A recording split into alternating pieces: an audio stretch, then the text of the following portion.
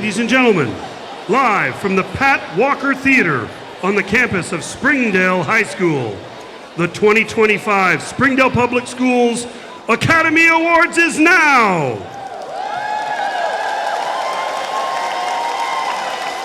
Get ready for an afternoon of glitz, of gratitude, of greatness, as we roll out the red carpet to celebrate the incredible staff who make Springdale schools shine, and that's you!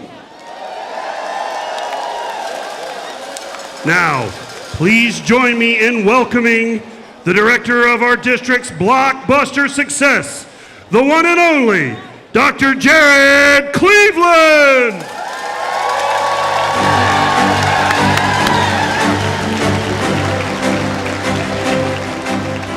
Welcome, everybody, to our version of the Academy Awards. I got to tell you, today is a special day.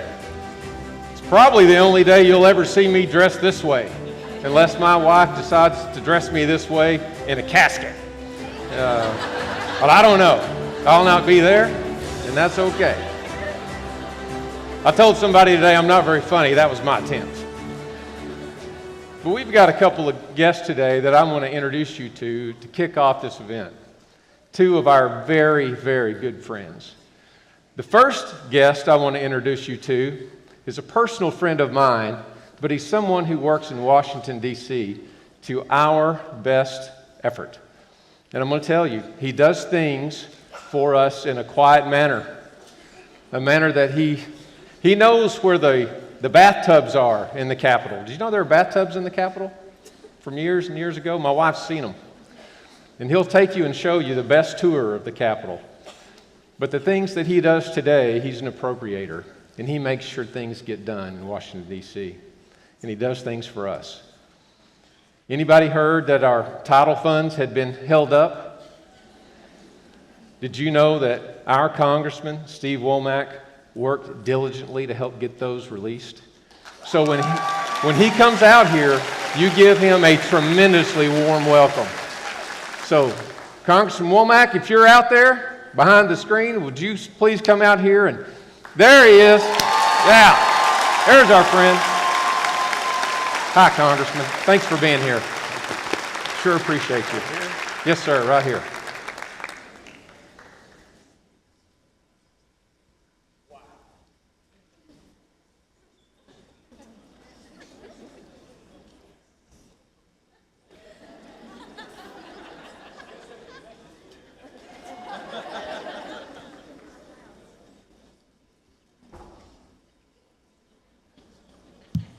There we go. Had to call on my old broadcast career there to get the microphone going.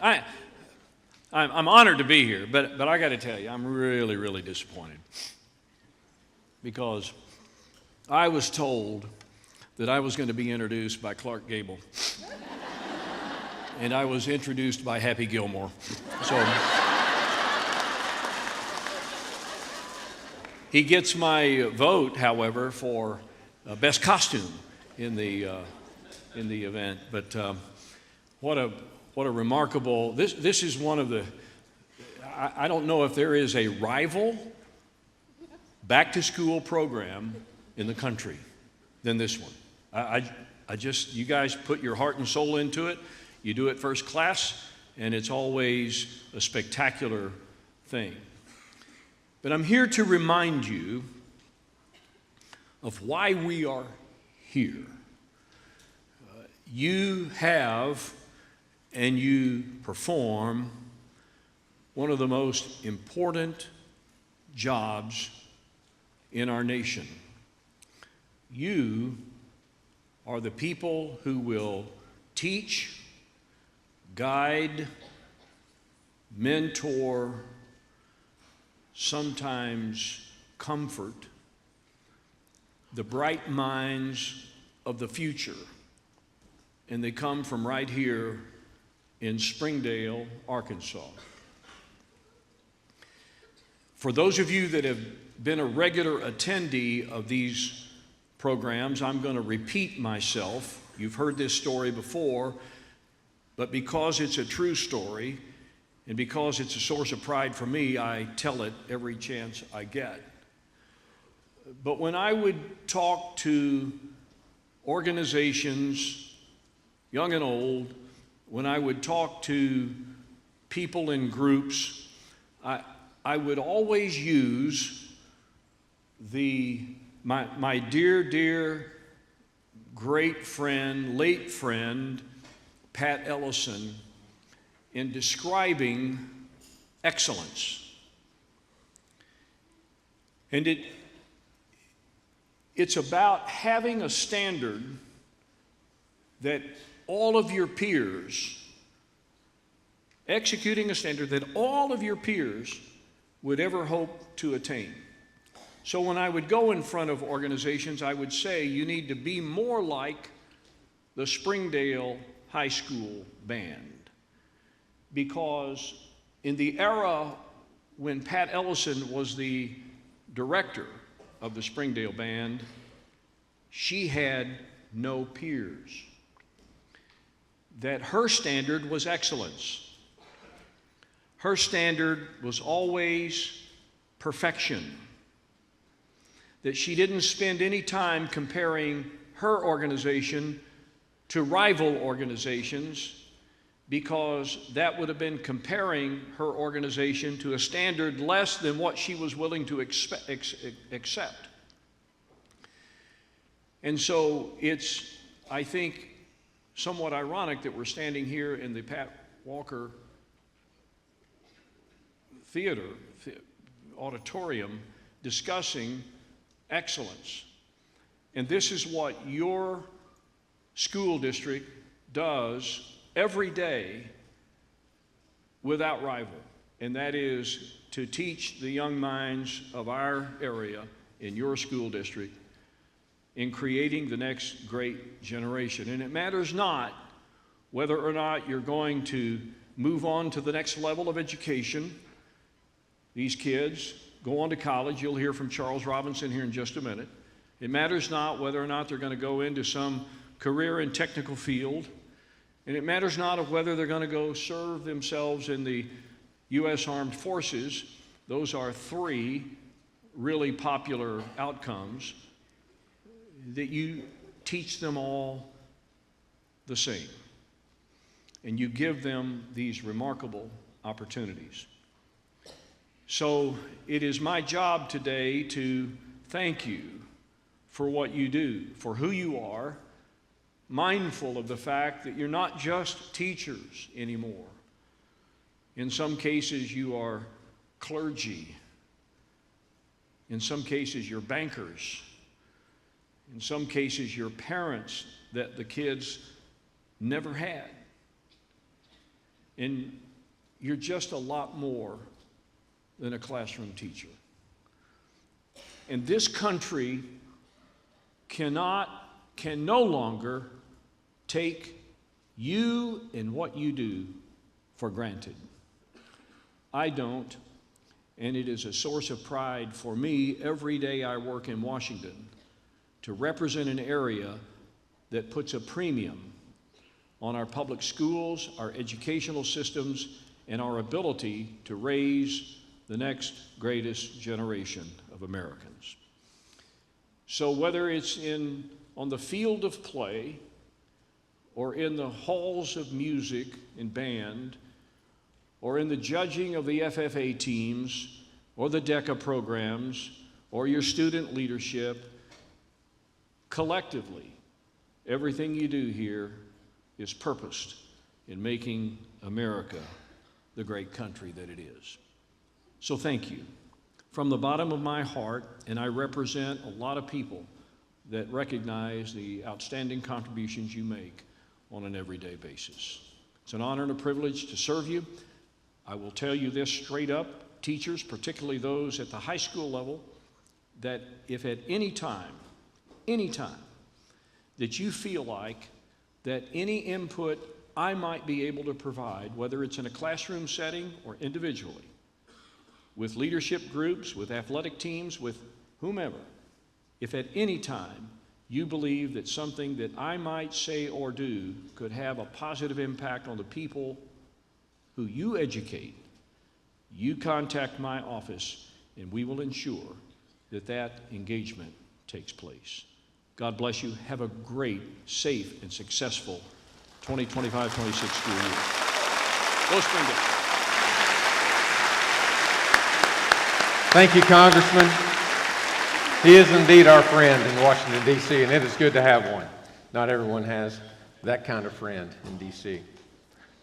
Our next guest is a relatively new friend to me, but a dear friend he's become. Our Chancellor. How many of you have ever met Chancellor Charles Robinson?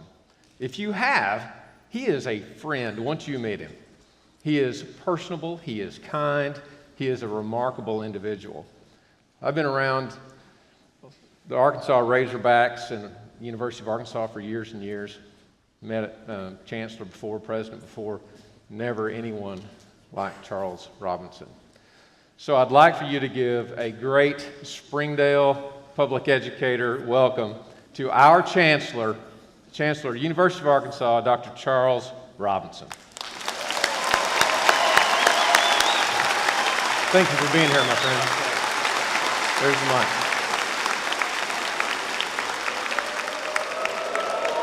That's right, let's call those home. Big Suey!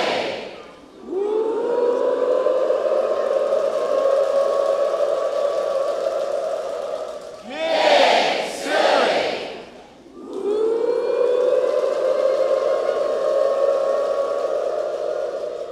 Big Suey! Razorbacks! All right, Springdale. I tell you what, you know how to welcome the Chancellor at the University of Arkansas. I feel at home already. Thank you so much for the opportunity to come out and just say hello and welcome back. As the Congressman mentioned, your work is the greatest of work. I mean, it's so full of purpose and promise.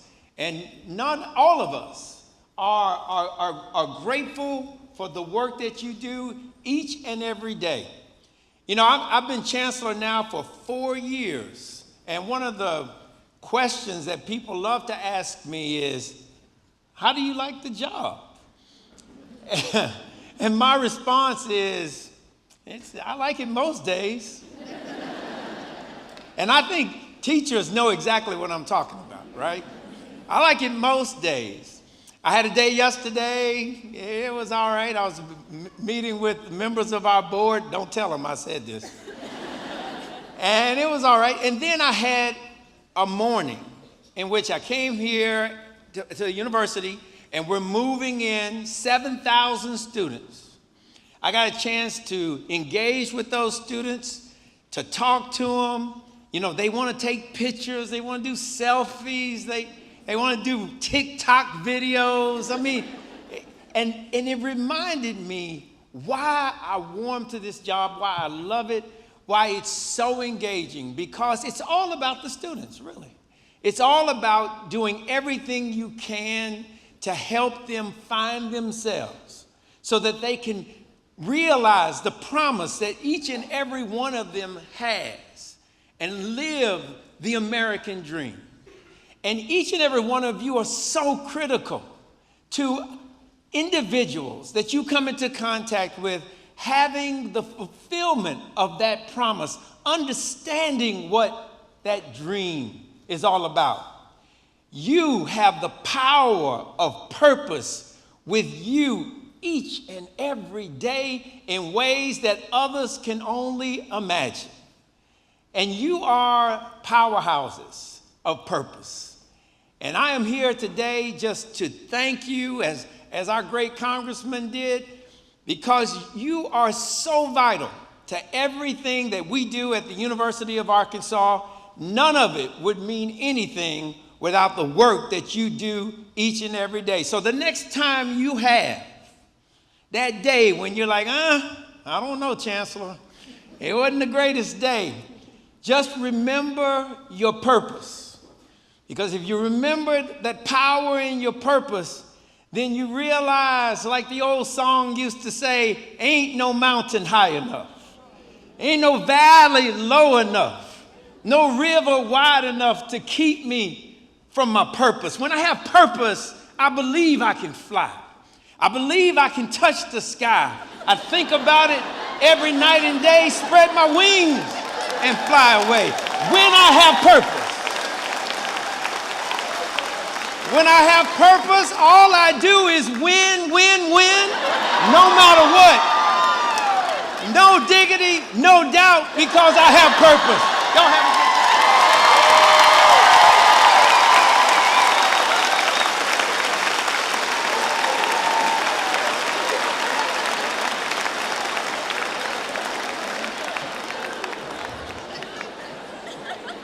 Now please join me in welcoming today's fabulous hosts, our remarkable student representatives from our outstanding high schools. Please welcome to the stage, Sepasim Francis, Reeves Anspaugh, and Daisy Lopez.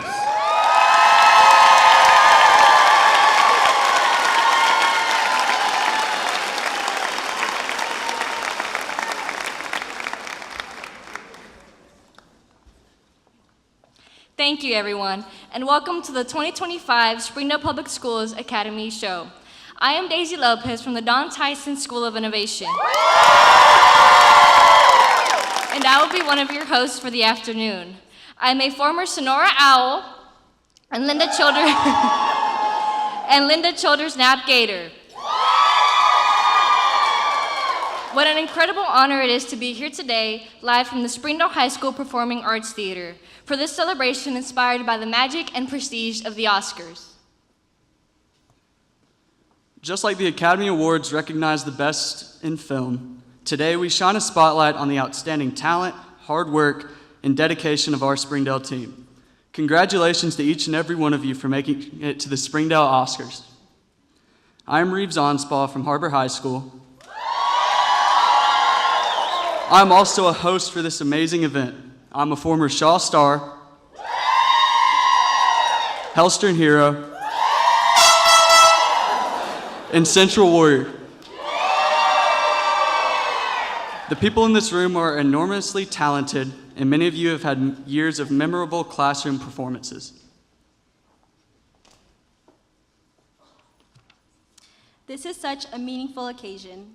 Some of you are new to Springdale Public Schools, but when we say excellence, this isn't all we do. I am Sepasim Francis from Springdale High School. And I am your third host. I am a former Turnbow Thoroughbred, a Sonora Spartan, and a Lakeside Golden Eagle. This is going to be an exciting event that many of us have dreamed of all our lives. So now sit back and enjoy yourselves. Welcome to this afternoon's celebration, where we honor the best of the best. The Oscars are divided into exciting categories, each one shining a spotlight on outstanding achievements and unforgettable moments from across our district. Get ready to applaud excellence, cheer on your colleagues, and be inspired.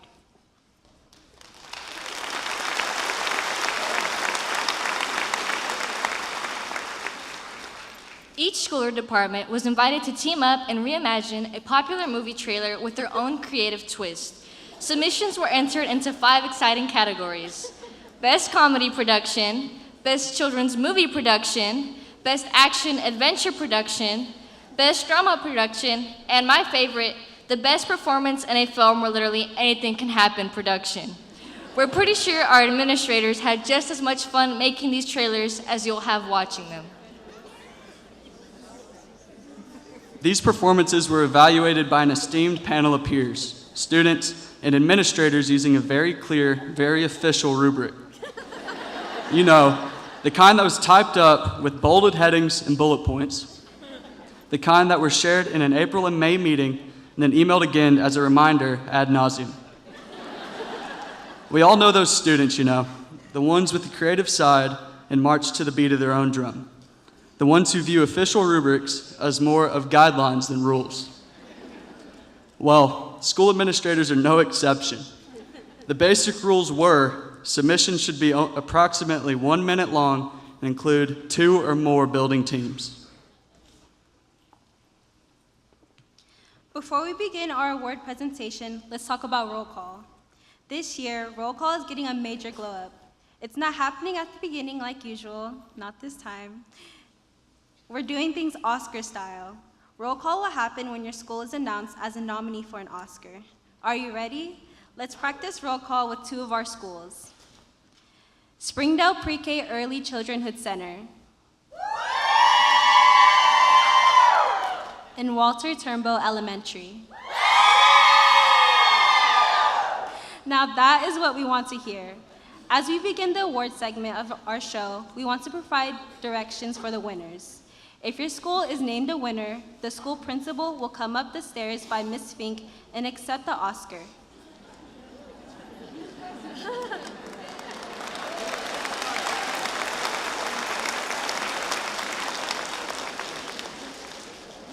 For multiple schools, the principal from each school should come forward.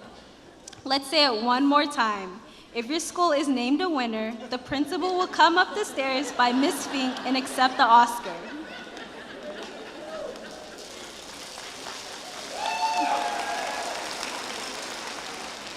Once you accept your trophy, please take your victory across the stage and exit here. Now let's get started. We are kicking off the afternoon with one of the most beloved categories of all time. You guessed it, Best Comedy Performance. Comedy is the heartbeat of school life. From unexpected morning announcements to students who turn in their homework with creative answers. Humor is everywhere in education. Comedy performances capture those perfectly awkward moments, the hallway mishaps, the staff meeting side eyes, and the laugh out loud surprises that remind us all not to take life too seriously. Whether it's a perfectly timed one-liner, a wildly expressive reaction, or the kind of physical comedy that deserves a standing ovation, these performances bring joy, energy, and just the right amount of chaos to the screen. Now let's get this party started. Here are the nominees for Best Comedy Performance. J.O. Kelly Middle School, starring in the movie. Smith Elementary, Hunt Elementary, Young Elementary, Shaw Elementary, and Rollins Elementary in Groundhog Day. And then Helen Tyson Middle School in Billy Madison.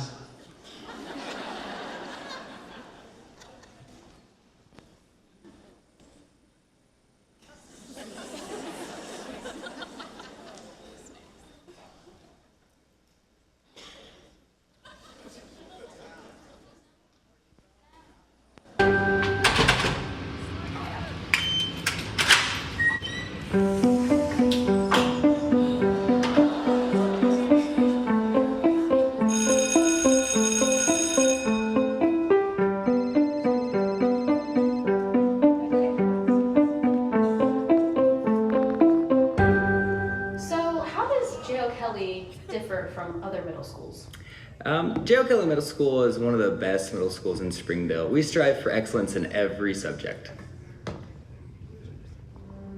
J.O. Kelly, we prepare students to step out into the world and accomplish all their dreams.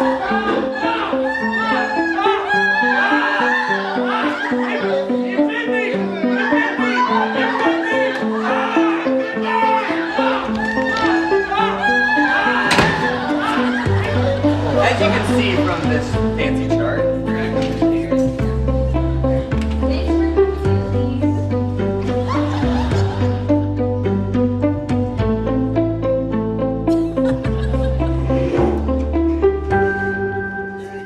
who's with me? Who's as excited about this as I am? At J.O. Kelly, we really try our best, and at the end of the day, isn't that all that really matters?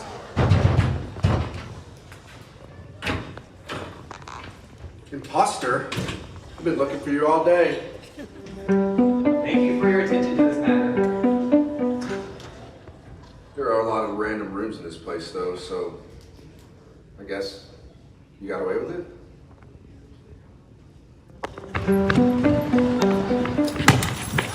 Thanks, Court.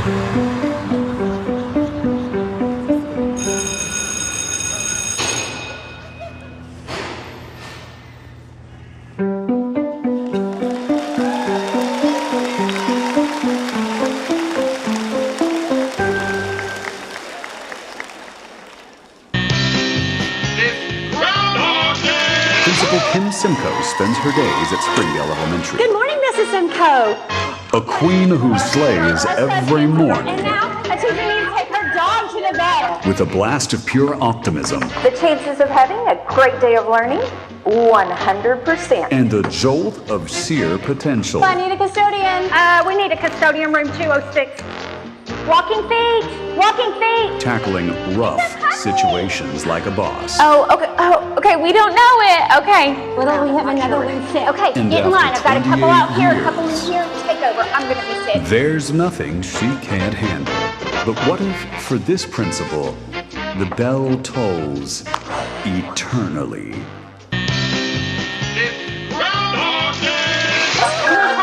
We need 3 subs. I got it.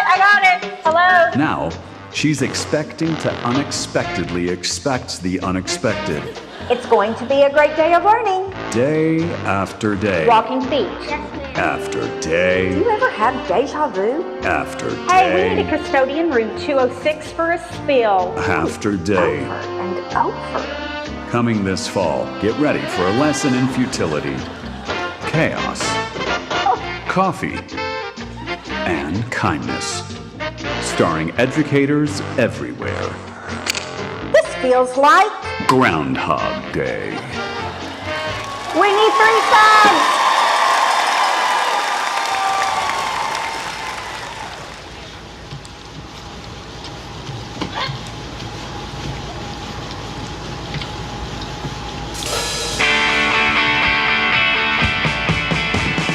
No yelling on the bus! Hey, I dare you to sound to the bus driver. Do it, come on. Hey! Go through that. I'll turn this dang bus around. Ruin your precious little field trip. Nipple and Son. Someone stole all our lunches. Who would steal 30 bag lunches?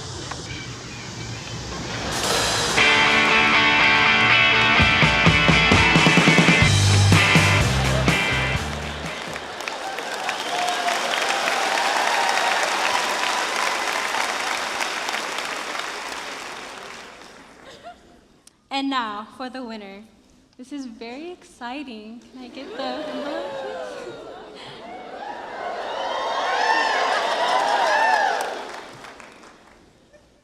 The winner for Best Comedy Performance is Smith Hunt, Young Shaw, and Rollins Elementary in Groundhog.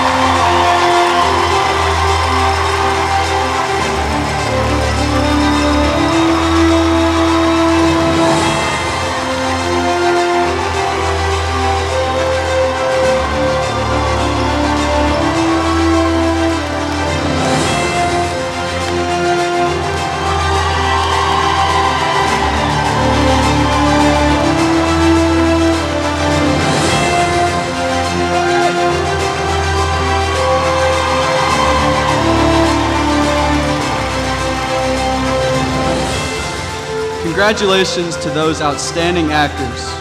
And now that the reels are rolling and the spotlight is shining, it's time to kick this celebration into high gear. In education, we know that learning is not just about books and tests. It's about creativity, energy, and finding ways to express ourselves beyond the classroom walls. Celebrations like this remind us that growth happens when we let loose and embrace our full potential.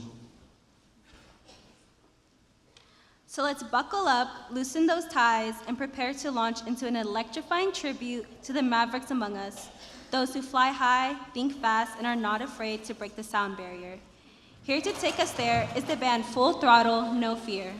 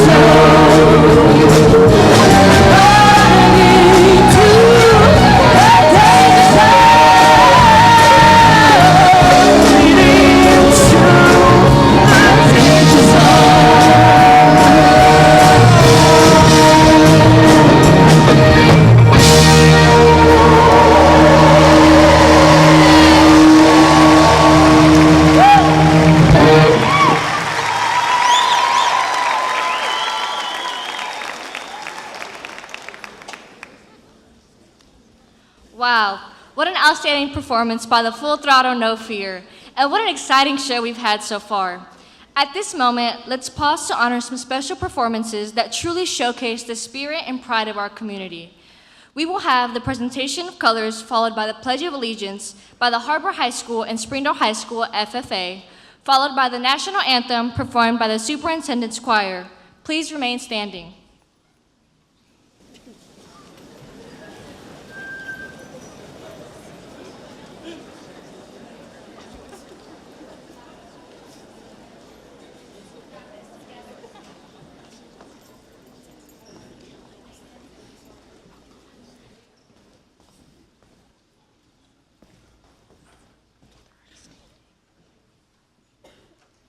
Please join us in the Pledge of Allegiance.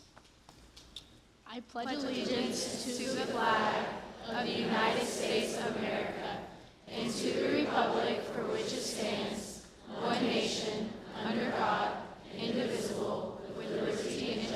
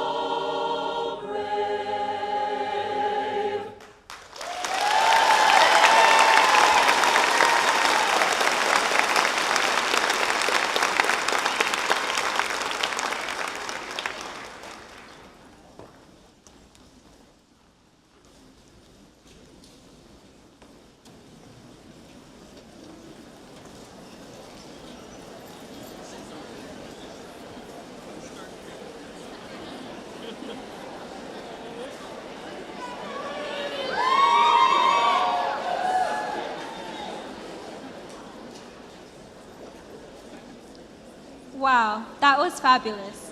Now, if you've ever tried not to giggle when the substitute teacher says your name completely wrong more than once, or watched a group project turn into a glitter-filled, juice box flying adventure, then you know school is full of unexpected moments.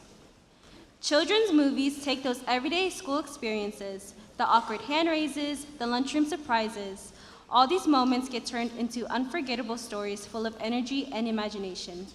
So grab your popcorn, maybe your favorite pajamas, and get ready to smile, cheer, and see school in a whole new way as we celebrate the best of the best in our children's movie category. Here are the nominees for Best Performance in a Children's Movie. Harp Elementary.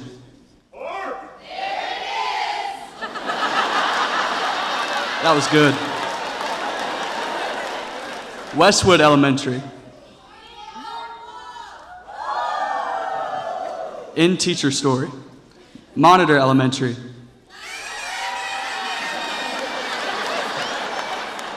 In All Ducks Welcome. John Tyson Elementary. Parson Hills Elementary.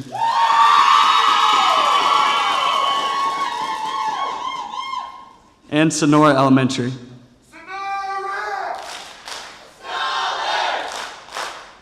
In Off to See the Wizard. The Instructional Support Team.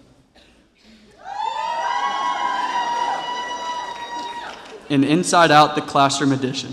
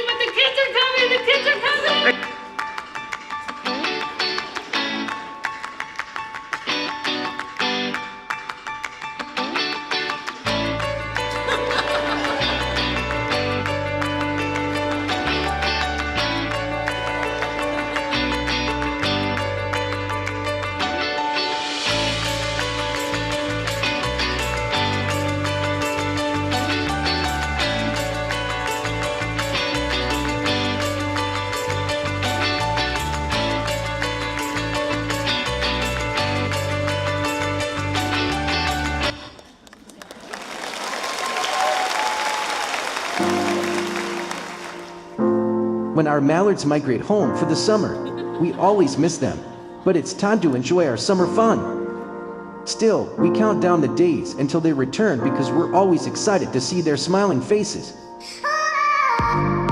Coming August 11th, the mallards are back for another adventure. Follow along as they come back together for another amazing year.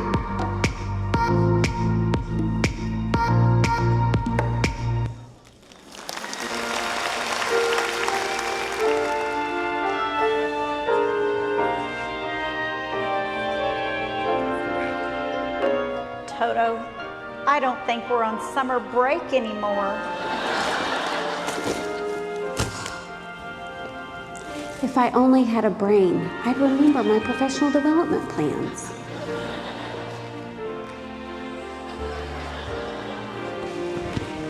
If I only had a heart, I remember how much I miss student hugs.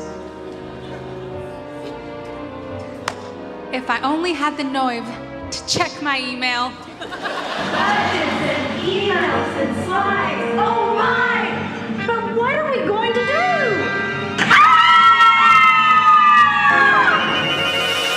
You've had the power all along. Clarity, courage, and care. Welcome back. Let the magic of learning begin!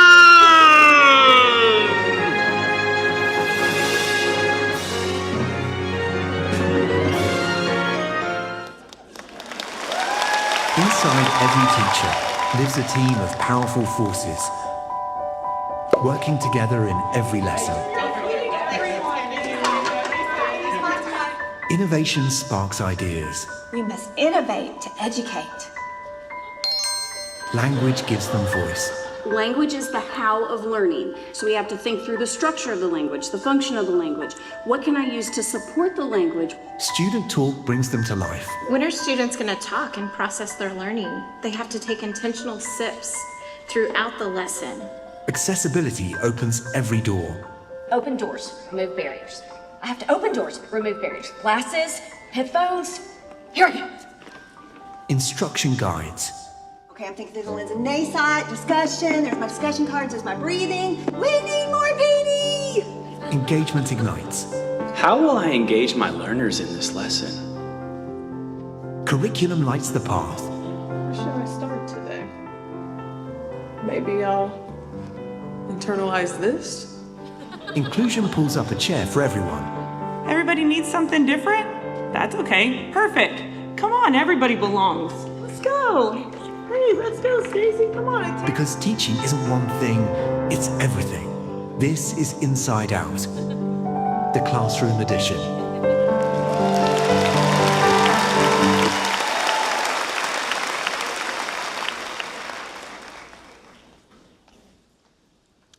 And now, the moment we've all been waiting for, the winners who made us smile so big we almost forgot about our homework.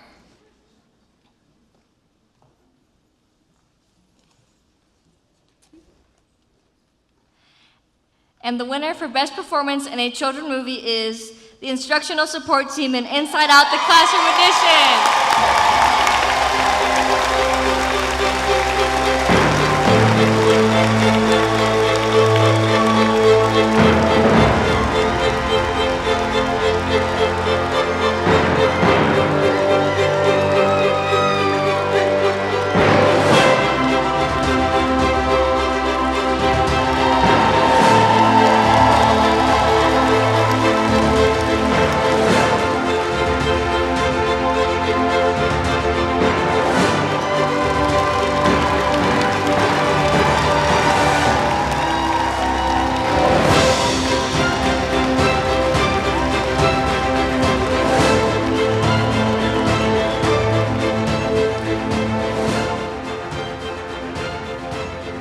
Up next is the category of Best Drama Performance.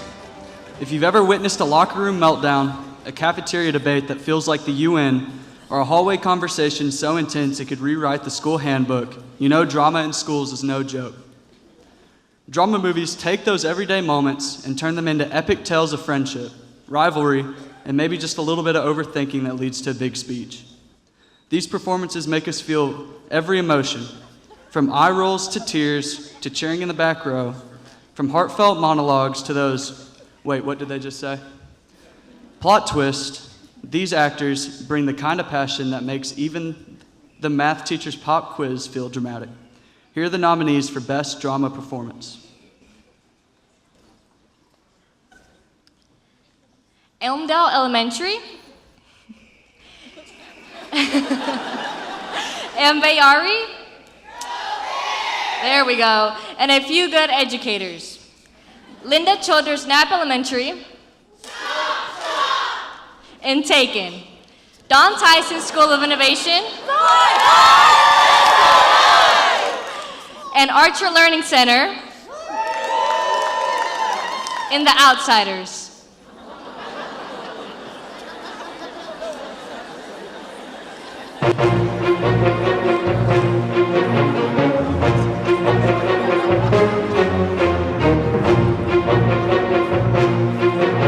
Mr. Jinks, you are charged with the crime of making children sad by having them throw away all the candy they bring to school to eat during lunch.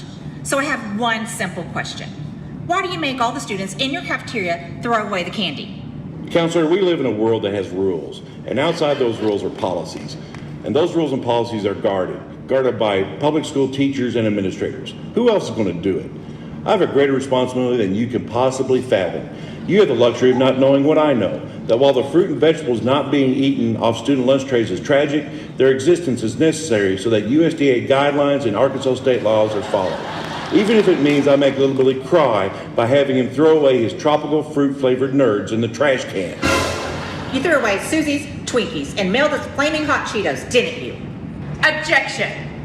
You threw away their Twizzlers, Laffy Taffy, Sour Patch Kids, Airheads, soft drinks, hot tamales, Warheads, Starburst, and Skittles, didn't you? I did what I had to do. You did it because you didn't want students having fun and enjoying themselves at school, didn't you? I don't know what you're talking about. You did it because deep down you always wanted to be a dentist, but you couldn't stand the thought of putting your hands in people's mouths. So you decided to find another way to make children sad. You became an elementary school administrator, didn't you? Counselor, what are you saying? I want the truth. You want the truth? I want the truth. You can't handle the truth. You don't want the truth because deep down in conversations you talk about in your office, you want me in that cafeteria. You need me in that cafeteria. We use words like HQIM, proficiency standards, IEP, 504, blueprint, screener, ORF, MOY, SEC, CBY, EOY, CVC, and CCVCC words. We use phrases like the least restrictive environment, professional learning communities, guided coalition, classroom walkthroughs, student growth, atlas testing, and student-led conferences. We use these words as the backbone to a life spent helping our students succeed. You use them to just get cheap laughs. Where are you going? You're not dismissed yet. I've got to go where no sane person wants to go. A place where you can see the worst in humanity. A place where only the strong and level-headed survive. Where you have to constantly have your head on a swivel. I must do cafeteria duty.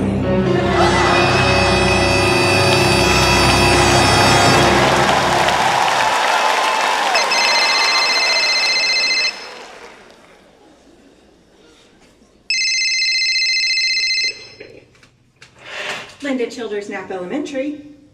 We have your mascot.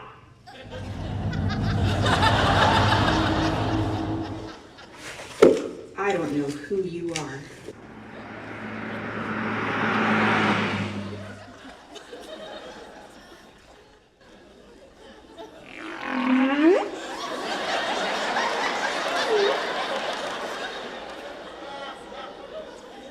And I don't know what you want.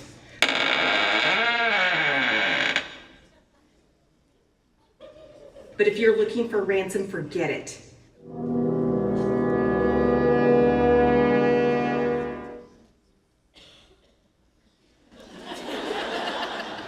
What I do have is a very particular set of skills.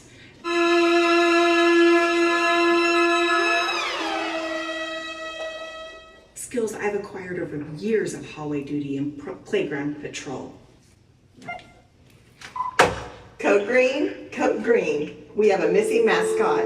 Grab the woot woot wagon. It is go time. You take the yellow hallway. I'll take the green.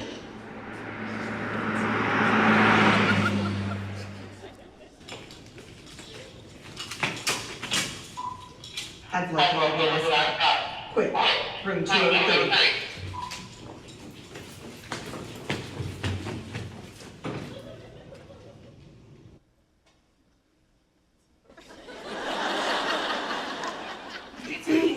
We got you. We got you. All right, come on. We're gonna save out. Save out. Save out. We got it. We got it. Yay! On now. Say woo. All right.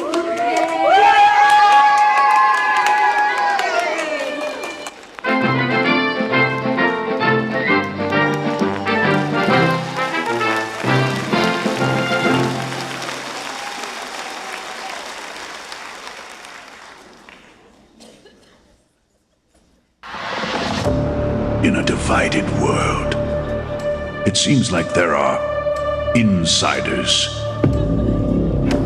and outsiders. Those who have it easy and those who do not. I don't even care. Oh, they do care. No, they don't. They do. Be strong. Hate them. Be strong. Those outsiders should not be talking to you. They're in our space. They gotta get out of here.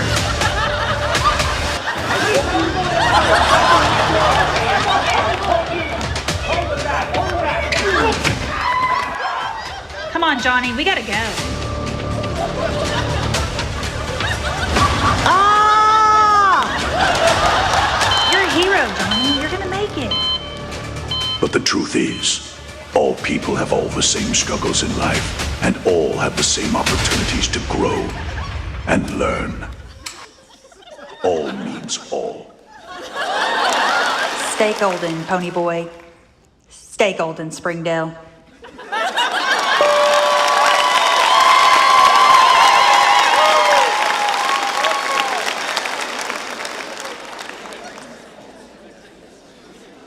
And now, the moment to find out who captured the drama best without causing a real school drama.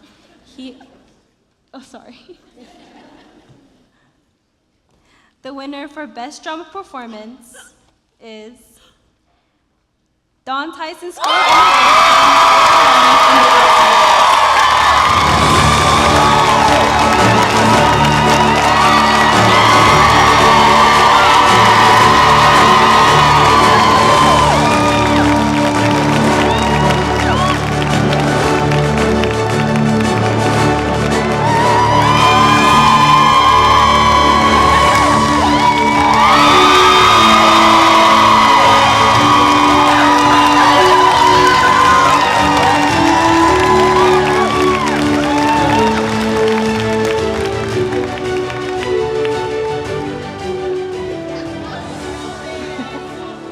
Every great production needs a visionary. Someone behind the scenes making sure every cast member shines, the spotlight hits just right, and the whole show runs smoother than a freshly waxed gym floor. In the world of education, that role belongs to our superintendents. Please welcome back to the stage, Dr. Jared Cleveland.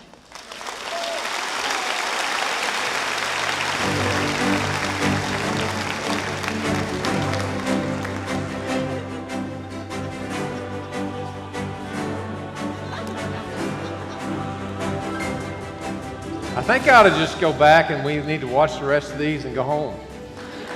That'd be fun. You do too, that's, okay, well. I do have just a couple of things to share with you.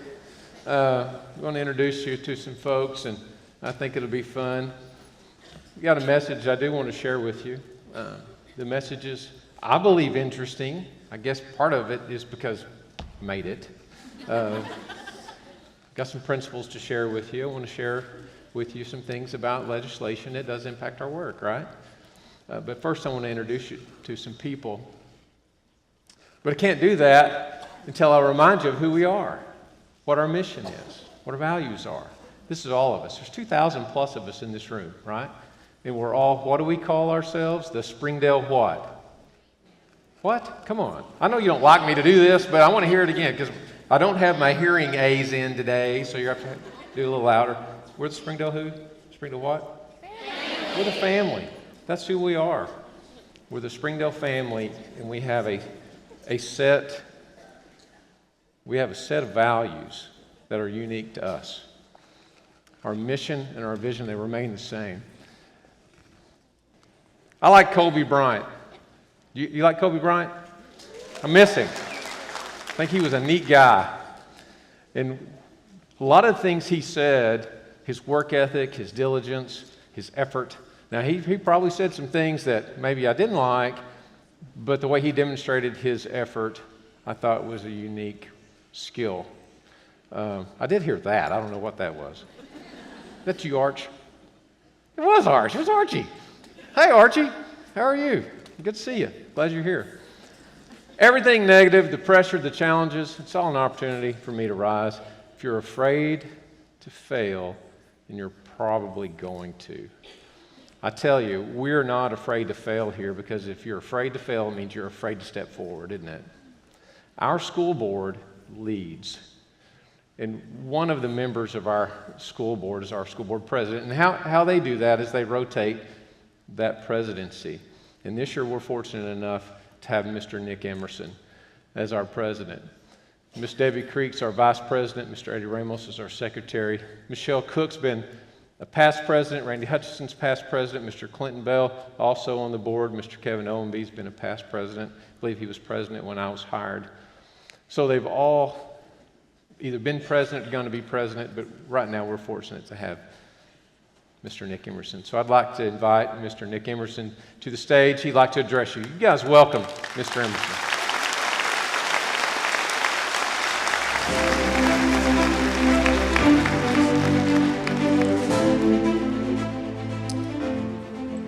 need to talk about the order of the events.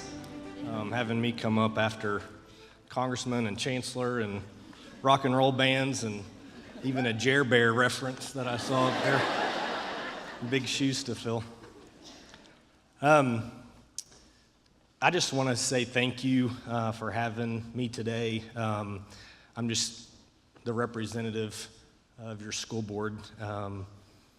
And we just want to say welcome back.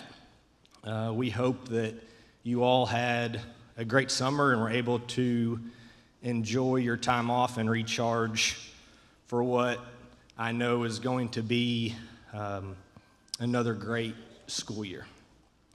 And I know that this isn't Hollywood. I know I didn't show up in a tux like some.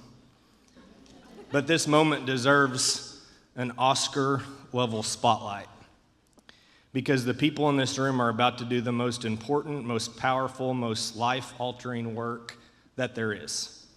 Changing lives, shaping futures, and transforming generations. As we head into the school year, I know it's natural to feel a sense of anticipation, perhaps even some worry. And there are always unknowns, and we know that.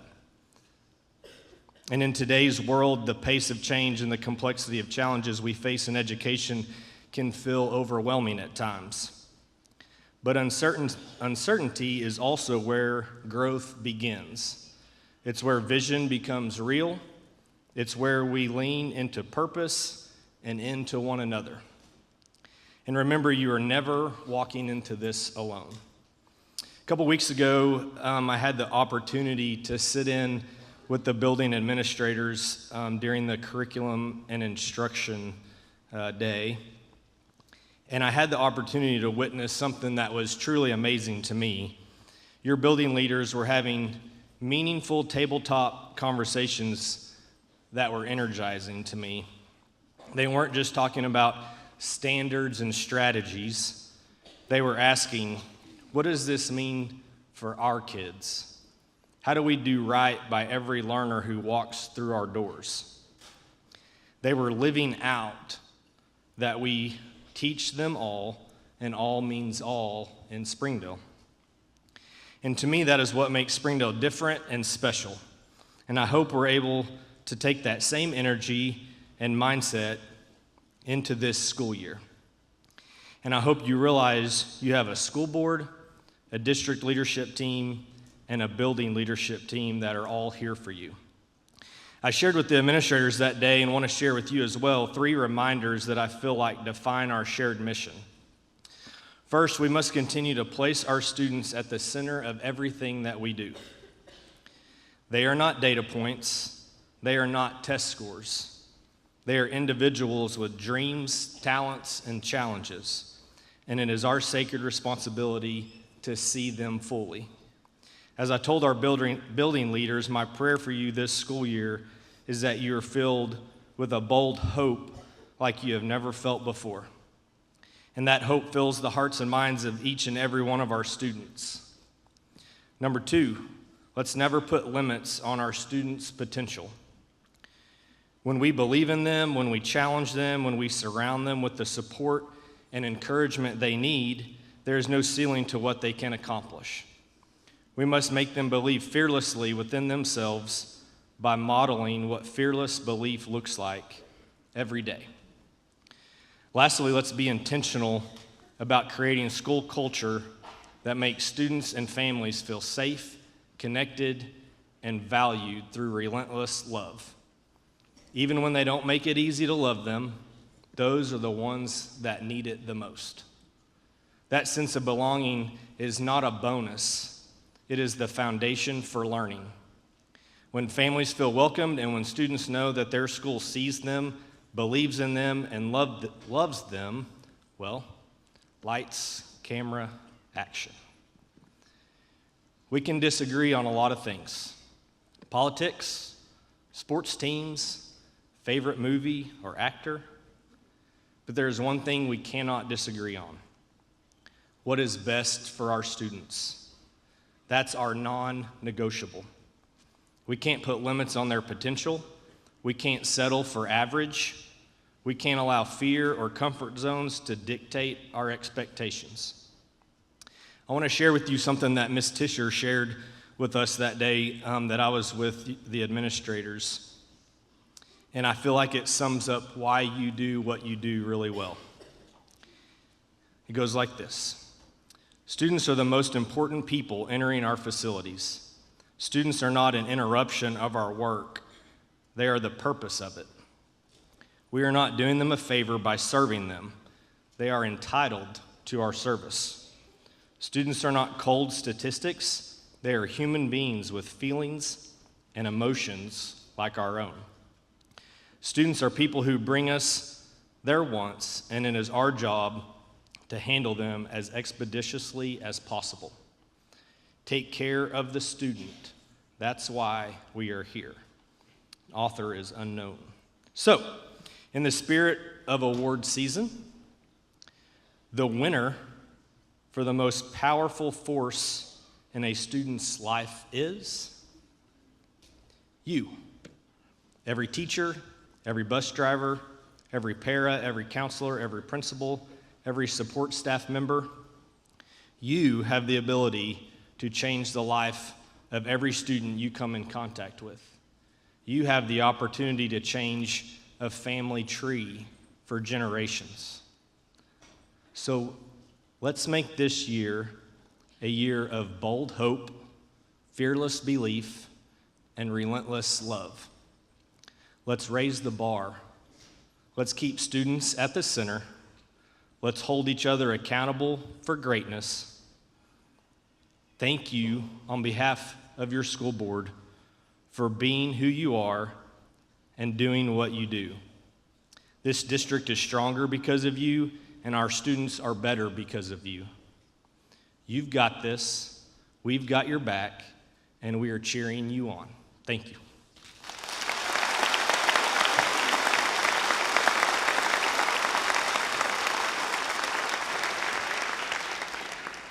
Man, are we not fortunate.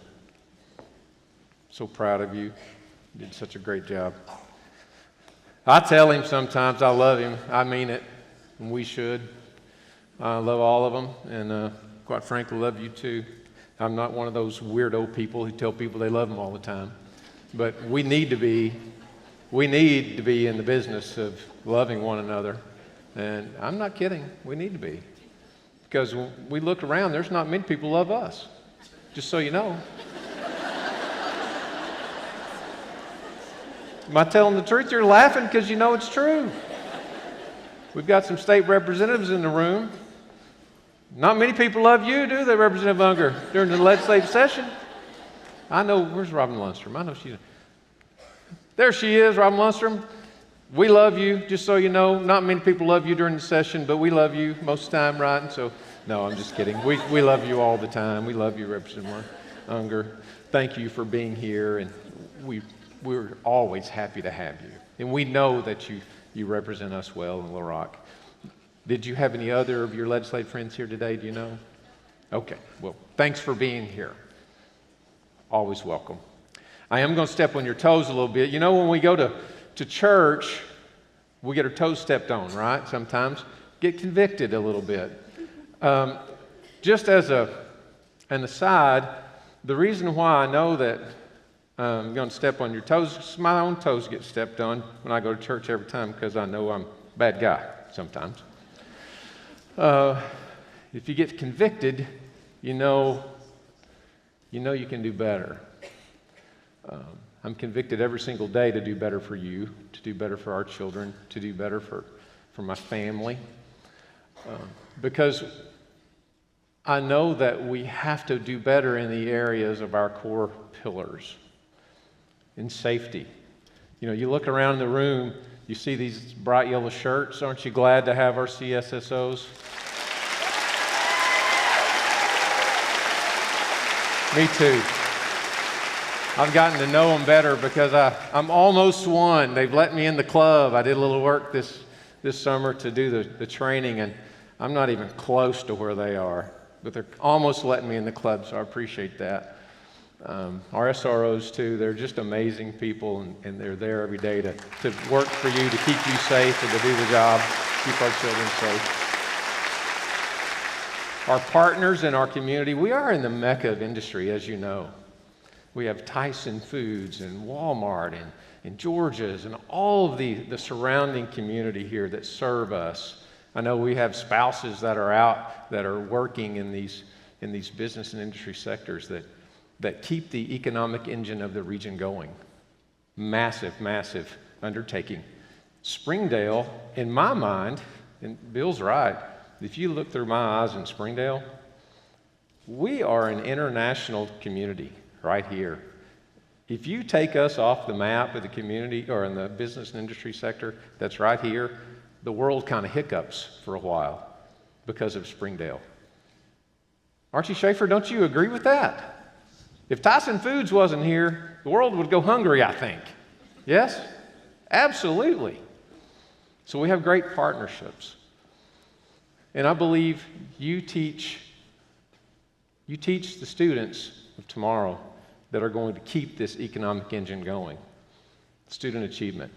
And we do that by personalizing for each of our children, whether they're a little bit slower and need a little help, or whether they kick it in gear and have to accelerate. And that's where we are today.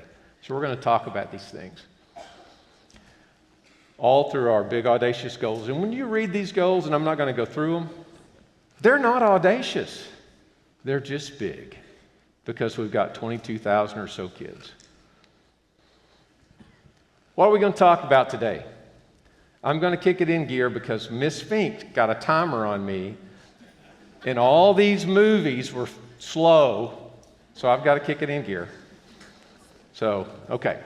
We're going to talk about living with Learns. Learns isn't bad. But I did a little chat GPT, I did a little, Gemini, there are all kinds of new AI systems. And by the way, Paul Miller is creating a AI task force that thankfully the school board has allowed us to start. So if you want to be on that AI task force to make sure that our students and you and others are able to use artificial intelligence as a tool appropriately to enhance student learning, see Paul Miller, because we've got to harness it first. We are Springdale, and we need to harness it and make it work for us so we're not left behind. I don't want my head stuck in the sand, do you? Okay, so we're going to do that. We're going to live with Learns, and we're going to show how to accelerate through Learns. We're also going to talk about access a little bit and how it integrates with Learns and what impacts we'll have on Springdale. And then we're going to talk about something a little different, something a little newer, the Springdale Promise, how we are going to move forward with Learns, with access, and what we're going to promise our kids and families. Okay? Does that sound good? All right. We'll try to do it in a way that's pretty good. Okay, this is me. I took a selfie of me during the legislative session. Did you know that? Paul Miller said, "That's a really good picture of you, Doc. Where'd you get it?" And I said, "Well, I took a selfie." I'm trying to be funny. Y'all can at least laugh. This is my appeasement face. All right, so I'm walking through the halls of the legislature, and, I'm trying to be nice and good. And, I've met Steve Unger a couple of times, and this is his appeasement face, too. He's trying to do the best he can, isn't it? You're just trying to survive and trying to kill bad legislation, promote good legislation. Sometimes we all fail at both. But anyway, I say that to say this. Anybody know this guy behind me? Some of you ladies really like him. Some of you guys are like, "Yeah, he's all right. He's all right. He's all right. He's all right."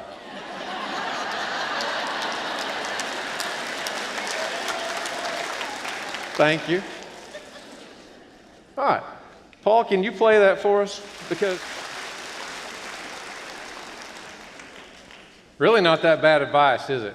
Not bad. If you knew yourself 10 years from now, what kind of teacher would you be? What kind of administrator would you be? Would you be better then than you are today? Hopefully I'm better now than I was 10 years ago. I know I'm well more experienced. I know I'm a lot more worn. okay? And if you're more worn and you're more experienced, you better be better, okay? If you're not better, you need to go to the house.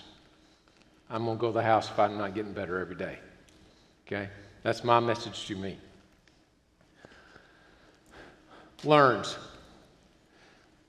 Learns came in 2 sessions ago. We know some big nuggets of Learns. There's a lot of good parts of Learns. I'm not really going to talk about those today. I used some artificial intelligence to ask, and here was my ask. Where does Learns interweave with Access, and how does it impact K-12 education? Easy question, right?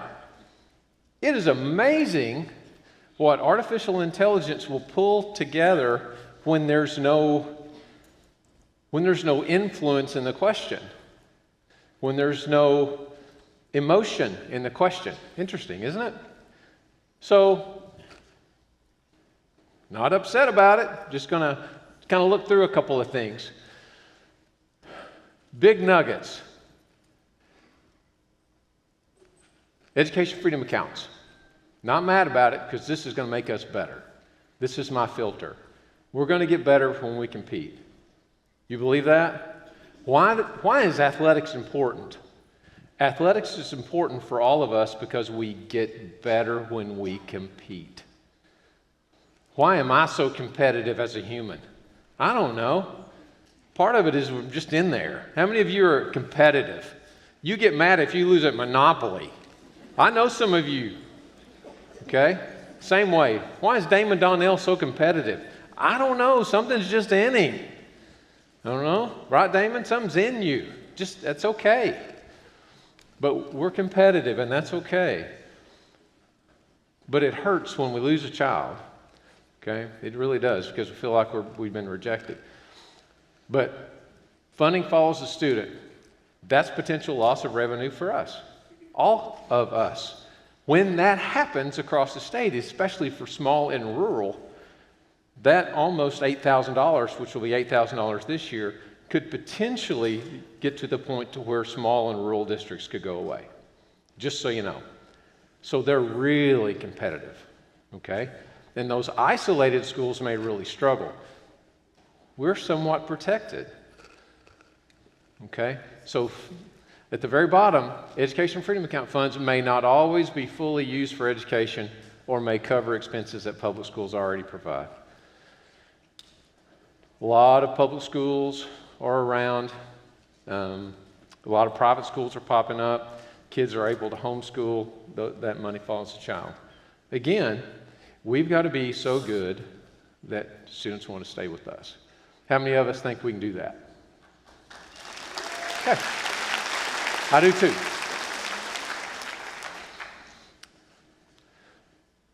ChatGPT said there's an exacerbation of inequities. They created a 2-tiered system: selective admissions, lack of transportation, initial users of EFAs. I mean, I'm just the reporter of the news. I didn't make the news, right? Okay, so I'm not trying to make a declaration or anything, or speaking truth to power to the point that I'm trying to make somebody mad. So in here, I'm being very neutral, okay? Please understand me.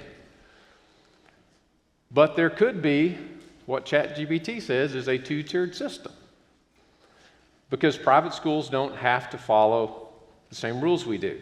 Homeschools really don't. What am I saying to you? We have to be really, really good. Are we capable? Of course we're capable.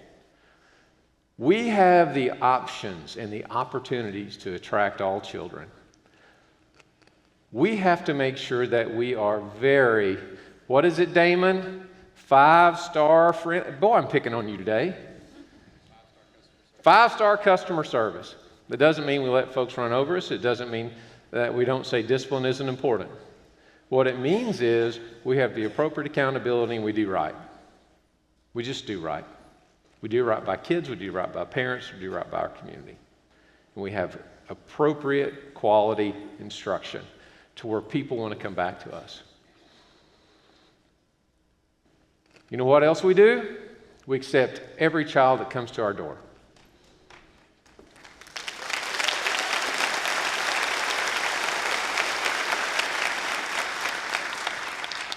And we're happy to. It's the heart that we have, and it's the mission that we have.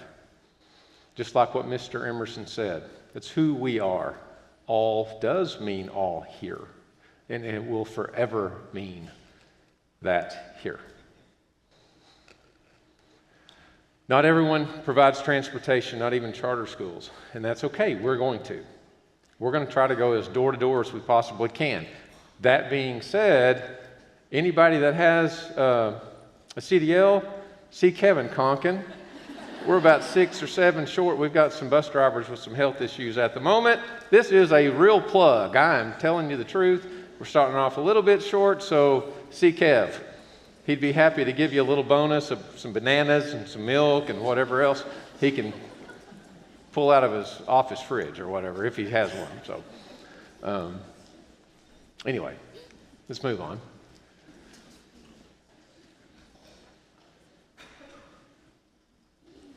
The dramatic pause. Private schools receive public funds through these education freedom accounts. Generally don't. They're not subject to the same standards. And that's okay. We're not competing with them in that arena. We're competing with ourselves. In Access, there's a new grading system. We'll talk about that in just a minute. But we want to know where we are, don't we? We want to know if we're moving the needle with our own students. And we're going to do that. Let's just move on.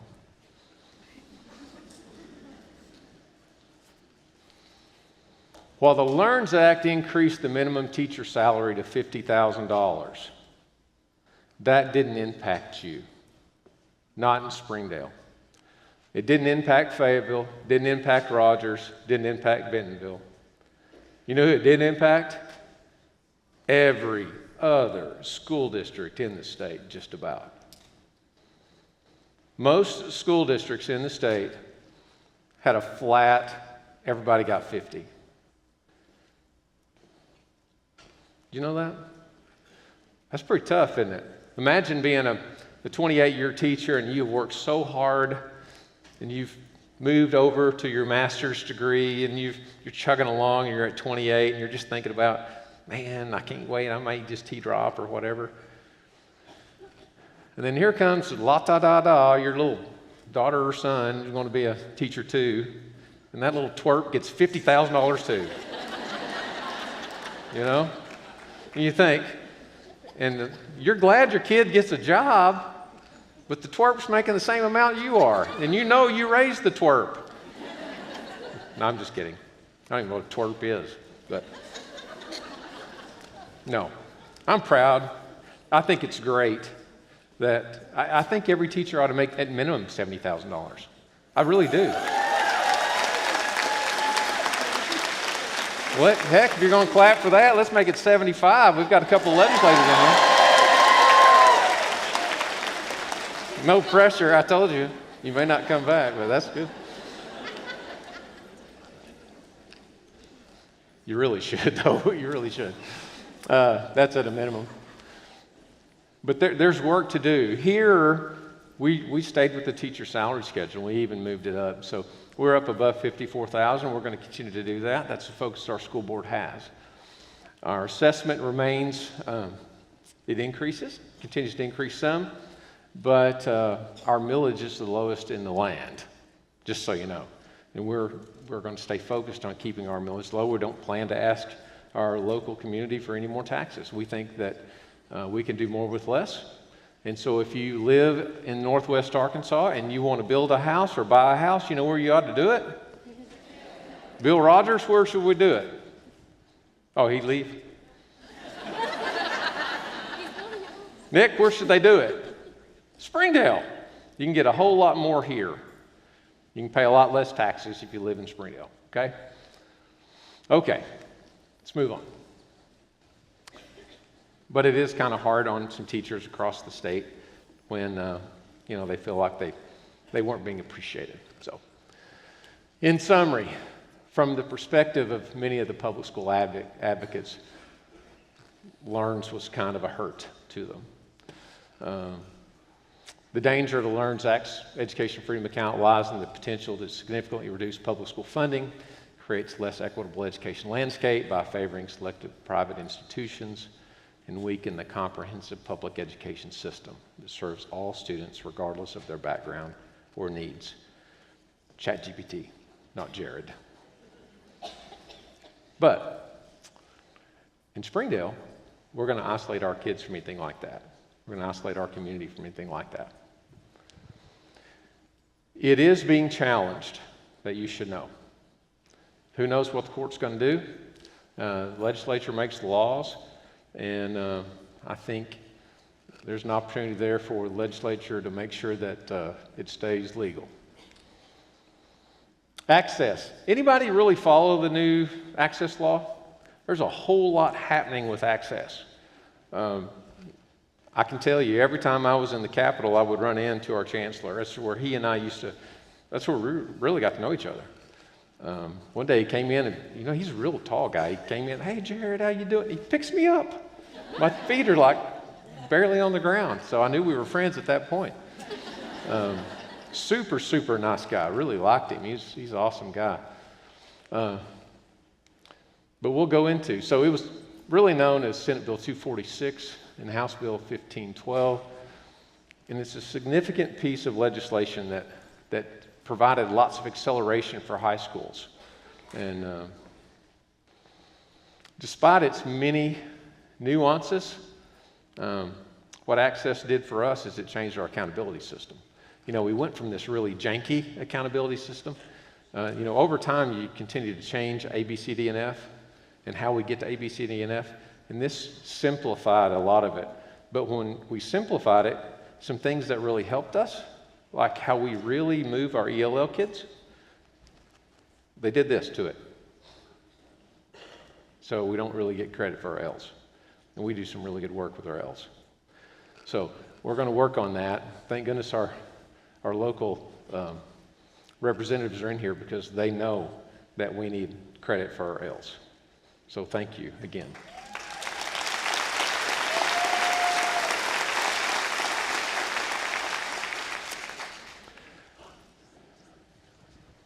Lots of expansion of options. They're going to, we've weighted lots of credit. Going to weight. Uh-oh. Did we lose it? Did I kill it, or did you kill it? This isn't good. Now okay, we're back. I was going to have to start telling jokes again. Okay. So we're going to weight credits. We're going to weight concurrent credit, just pretty much like AP. We may even go up to a 6-point credit system instead of a 5-point. Did you know that? How many of you know this stuff? No? Am I telling you new things? Interesting how this might work. Counselors, Anik, isn't this interesting? How are we going to do this? Okay. Okay, we've got a lot of mandated offerings, and we're going to pay tuition for kids to go to college. All right. Anyway, let's just move on. I don't want to offend my friends in the legislature too much.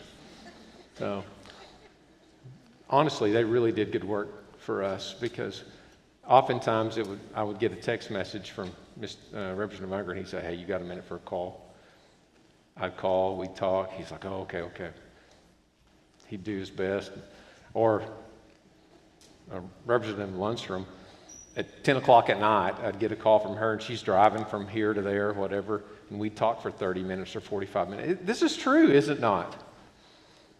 Just any time, whenever. I need you to know, no matter how you think or feel, these people are killing themselves. They really are, to represent us. And as mad as you can get, and as mad as I get at the legislature, they get as mad at the legislature, and they're part of it.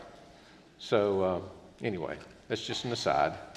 So anyway, the new grading formula is something that really is going to impact us. And Dr. Smith is a data whiz. She and Ms. Fink and Ms. Tischer. In fact, we have calls all the time. Usually when I walk by her office, she's on the phone with somebody, and it's usually about the grading system, and she's answering questions. Or she's on a Zoom with the entire state. So we're very fortunate to have these people. Just so you know, we need to give her A little love about that. She is fantastic. Thank you, Dr. Smith.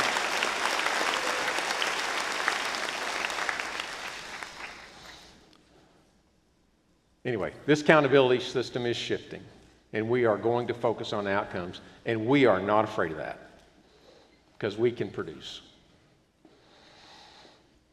Okay?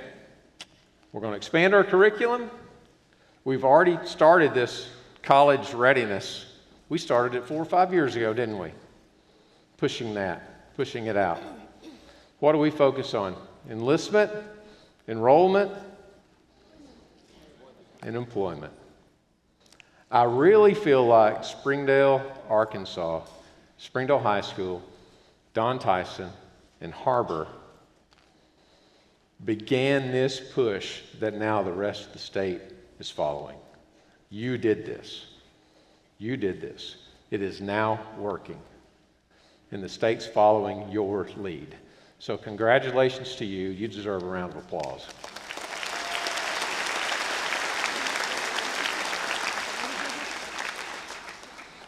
In summary, while the Access Act's primary legislative intent is to reform higher education, its provisions regarding accelerated learning, accountability metrics, and student advocacy will directly influence the operational and programmatic landscape of K-12 traditional public schools in Arkansas.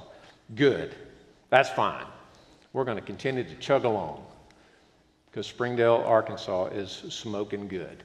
Met this man. I'm on the governing body of AASA, which is the superintendent's group, if you will. I think there's 2 of us in the state. Happened to be Dr. Jones in Bentonville is now the new representative for AASA, and we traveled to Washington, D.C. for a summit this summer. In fact, it was when the title funds were actually in jeopardy at that time. I went to Congressman Womack's office and to John Bozeman's office as well, Senator Bozeman's office, my wife in tow.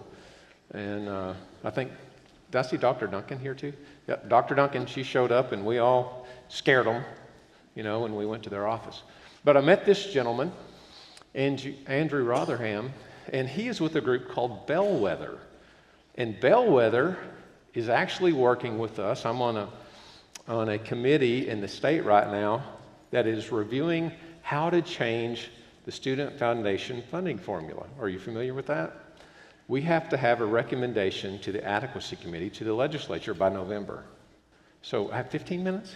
Oh, heavens. So I'll go quickly. I may have to cut through some things. 15 minutes.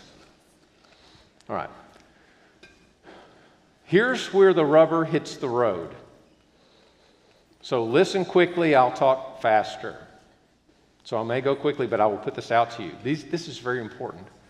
Look at the number of high school graduates that's projected over the next years. The number of high school graduates are expected to decrease. And look at the number of college enrollments. They're also expected to decrease. But the number of college enrollments that are over 35 is expected to increase. Why is that? Imagine, what are we pushing today, all of us? You don't have to go to college to get a good job. Is that true? Yes. It is true. But I'll show you in just a second that even though you don't have to go to college to get a good job, there's still a good return on investment if you do, believe it or not. So, in post-secondary right now, overall post-secondary enrollment, it's only expected to grow by a little by 2030. And look at down here, 35 years old. That's going to grow. Okay. Turns out the college is still expensive, although the true story is more complex than the public narrative. How many have kids in college? I do. I feel like it's expensive, okay?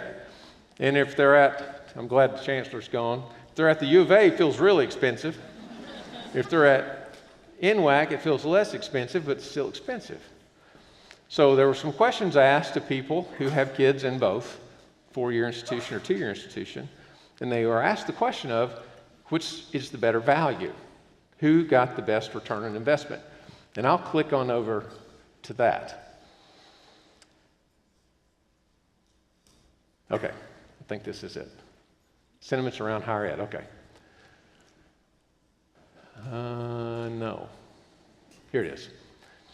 There's a lack of faith among consumers that a degree pays off despite the evidence bearing out a different reality. Okay. Here's the 4-year college degree. They're saying, is it a good value? 18% of the people are saying, yeah, it's good value. For a 2-year degree, 40% of them are saying, yeah, it's a good value. But look at what actually the outcomes are. Let me ask you a question. Is your 4-year degree a good value to you? Could you do what you do without it? What about a master's degree or a doctorate degree? If you're a medical doctor, do you need that MD behind your name? Is that a good value? Okay, all right. I'm not going to kick that horse. Let's go forward. The state of education, perception, and politics. Here's where some of it really matters to us. There is a perception that public education is no good. Have you heard that? Just watch the news. Just read some. I don't have TikTok, but look at somebody posting on TikTok. Public education's in the tank. Something else is always better. Scroll through whatever. This is why I homeschool. You know, something bad happens in public ed. But look from 2014 to 24 and look at perception. Look how it ebbs and flows. And oftentimes that goes with an educational cycle because we get used as a political football.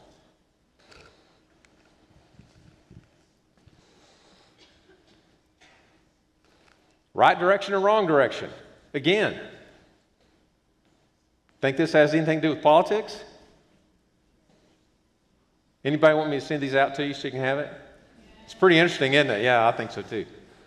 It's not my research, it's Bellwether's. That way it's solid. Look at what parents think, though. Look at what they like. All of them. It doesn't matter if they're Democrat, Republican, middle of the road, whatever. They really like the idea of tax credits, charter schools, and vouchers. So when we get all upset about things like they ought to pick us, we got to be better. We got to be pick worthy. You know, if you want to go out on a date, you need to look good, smell good, drive a nice car. If you don't look good, smell good, drive a nice car, you're not going to get to go out with the person you want to go out with. True? Don't look like Humpty Dumpty or whatever it is. Who's the pig pen? I know I got 10 minutes. This is pretty good, though. I'm on a roll. You need to look a little better than you did, is my point. So if you're a public school, you need to do better. We need to be choice worthy. That's my point. I'm going to get in trouble for that, aren't I, Christy? Sorry. Okay. As a result, school choice programs are rapidly increasing in the education landscape. We need to be choice worthy. So popularity of the vouchers, it's here. And look at the number that are out there. So most of the states are really pushing toward this voucher system where the money follows the child. So as mad as we might want to be about it because we're in the public schools, because we think we're good and that's not fair and whatever else, we're going to have to get over it. Talk to himself too. What do we have to be? Choice worthy. Okay. So school choice options like education savings accounts and all that, they're here. Look at the folks that are all interested. There are more Democrats interested in all of this than Republicans. And it's typically considered a Republican mentality. So anybody that's fussing about it, we're going to just get over it. Comes from Bellwether. They're agnostic when it comes to politics. They don't care. All they do is collect the data and we just report it. Interesting information, isn't it? So, school choice, growth in private schools, choice in charter schools, look at from 92 to 2022. It's really not blown up that much, but it's blown up.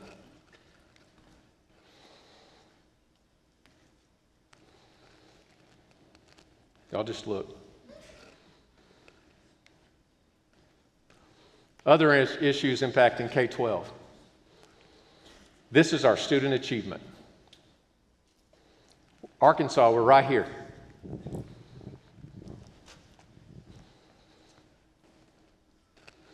And this is us. What does that data tell us? Are we choice worthy at the moment? We've got to be choice worthy. We've got to do better. Now, I'm not asking you to run out there and have a bunch of babies, but our population's decreasing. It just is. Our population's decreasing, and a lot of people are choosing to not have children, and they're not choosing us. So I'm going to move on out of that. I may get in trouble for that comment too.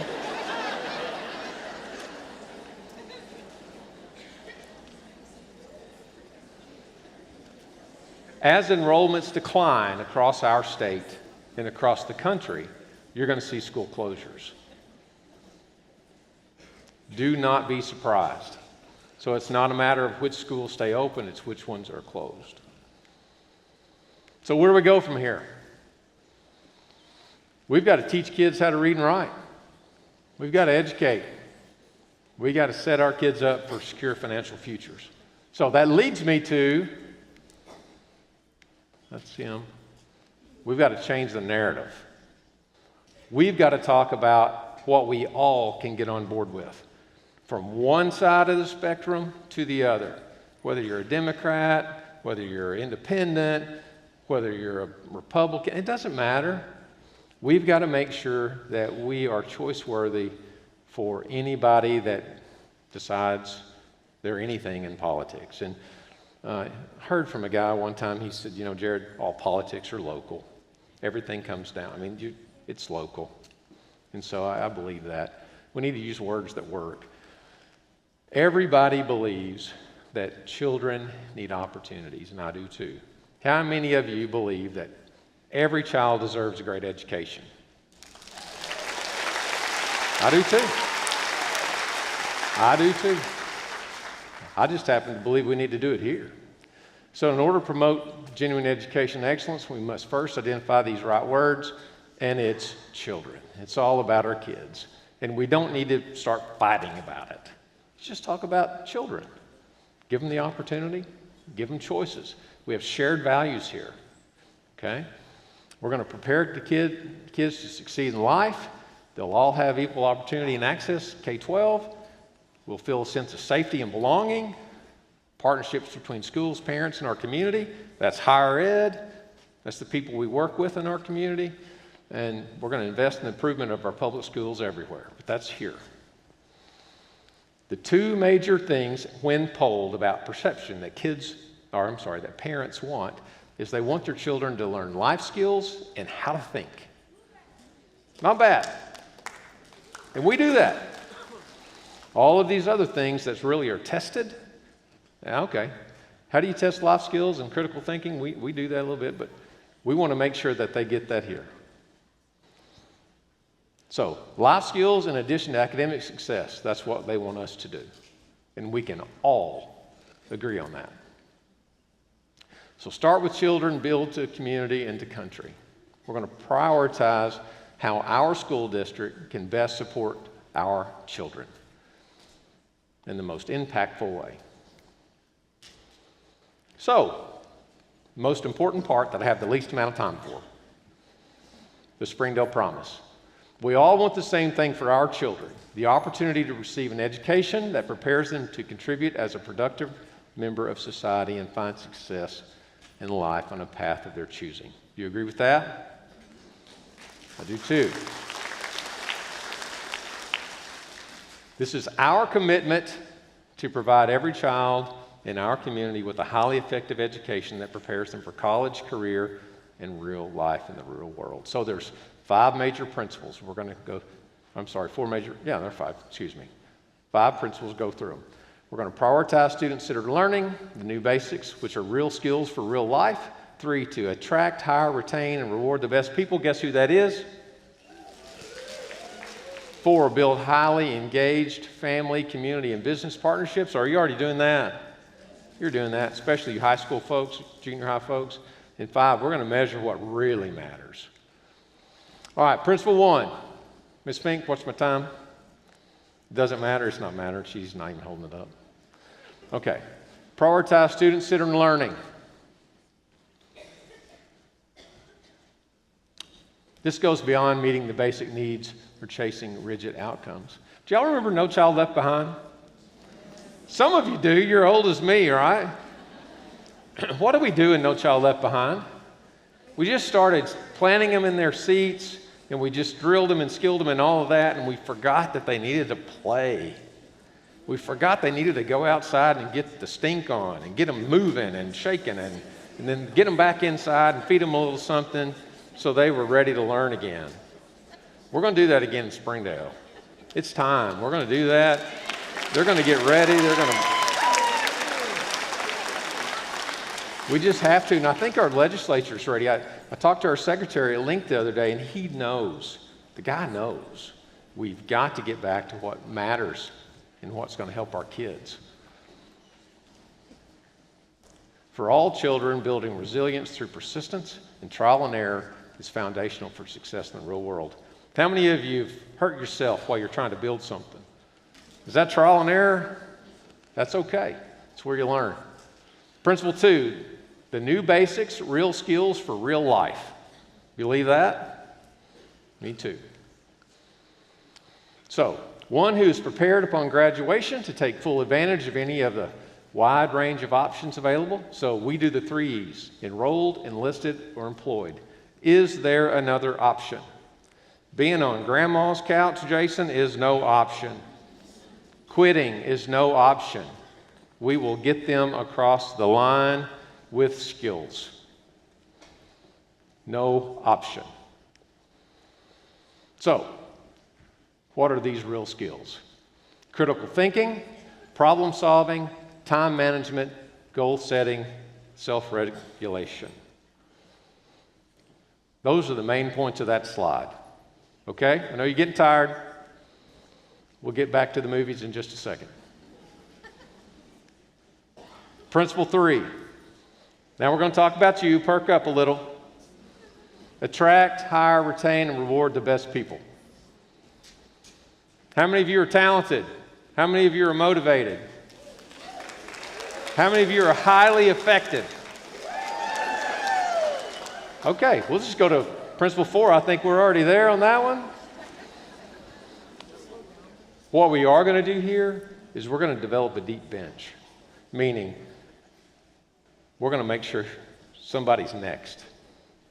Board calls it a succession plan. It's whoever's next. Football coaches, basketball coaches, somebody gets hurt, needs to go in, we're going to tag out. Somebody's next. How many of you have moved up here in administration? A lot of you have, right? How many of you have moved over into a chair role? You've come into Springdale as a brand new teacher, not knowing where the bathroom was. 10 years later, you're the king of the castle in your school. I know you are. Or the queen, okay? Principle 4, build highly engaged family, community, and business partnerships. That's who we are in Springdale. Classic example was that yesterday, the breakfast. Our chamber's highly engaged with us, okay? How many of you can remember that teacher, that coach, that counselor back in your day when you were in school that made a huge difference in your life? All I'm going to ask you to do right now is remember that person, and I'm going to ask you to be that person for the kids that you serve. That's it. That's all I'm asking you to do. I wish I could have been that person for more. I know I have been that person because I still get calls from those kids. Now they're 40-something. Okay? Because I'm out of time. I'll send these out. Principle 5, we're going to measure what really matters. When we do that, we want to do well on the Atlas test, but when we say what really matters, are our kids graduating? Are they being successful in the 3 E's? And our legislators are going to know whether we're doing well or not because our community is going to be thriving. And then they're going to help us with legislation that shows that we're getting an A in those areas because they want that too. Is that fair? Okay. I love it.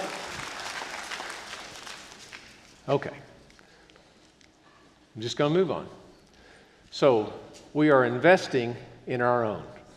We're going to recruit our own. How many of you graduated from a Springdale school? Raise your hand. Thank you. Thank you for coming home. So we're recruiting our own.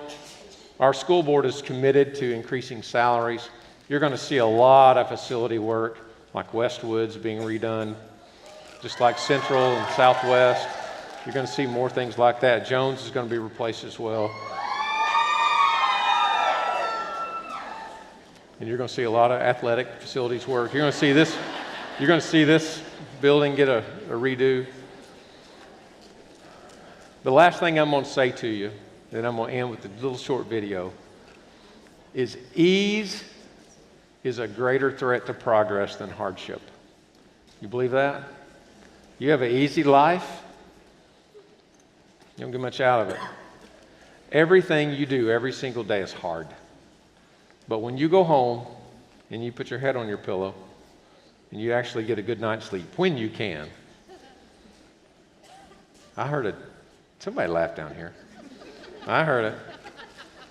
It's a good sleep because you know you did good work. So I'm going to leave you with a guy that I like. He's my favorite actor. Paul, I wish you the best, folks. You're the greatest people on the face of the earth. I'm particularly proud and happy about the young filmmakers, actors, singers, writers, producers that are coming up behind my generation. In particular, Barry Jenkins. Young people understand this young man made 10, 15, 20 short films before he got the opportunity to make Moonlight. So never give up. Without commitment, you'll never start. But more importantly, without consistency, you'll never finish. It's not easy. If it was easy, there'd be no Kerry Washington. If it was easy, there'd be no Taraji Henson, Pete Henson. If it were easy, there'd be no Octavia Spencer. But not only that, if it were easy, there'd be no Viola Davis. If it were easy, there'd be no Michael T. Williamson, no Stephen McKinley Henderson, no Russell Hornsby. If it were easy, there'd be no Denzel Washington. So keep working, keep striving, never give up, fall down 7 times, get up 8. Ease is a greater threat to progress than hardship. Ease is a greater threat to progress than hardship. So keep moving, keep growing, keep learning. See you at work.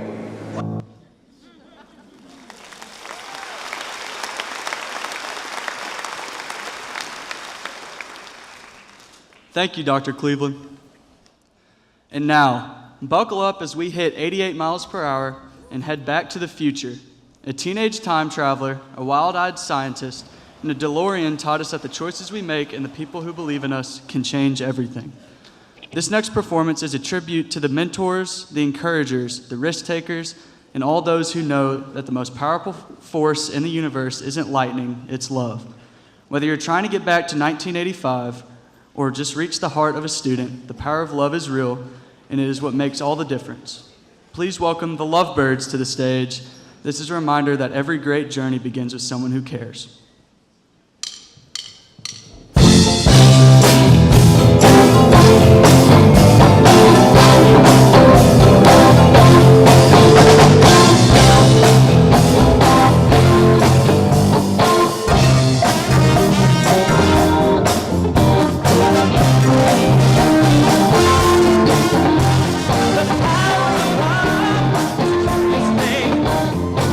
Make a one man weep, make another man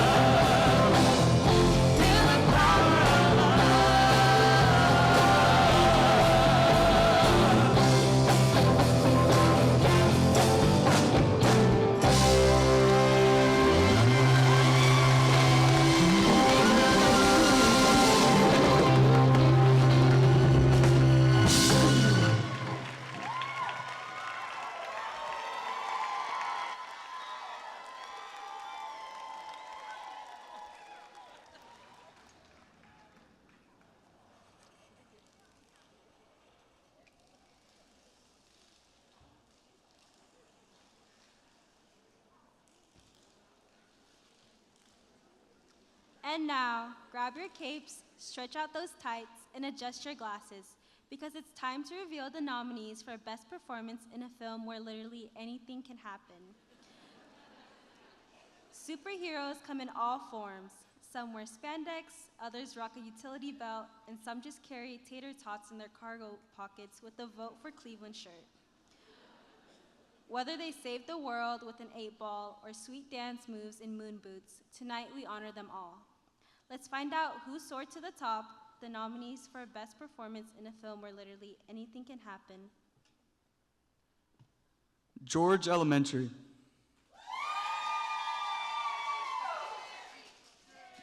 George Junior High. And Jones Elementary. In Principal Dynamite. Springdale High School. And Lakeside Junior High. In The Administrators.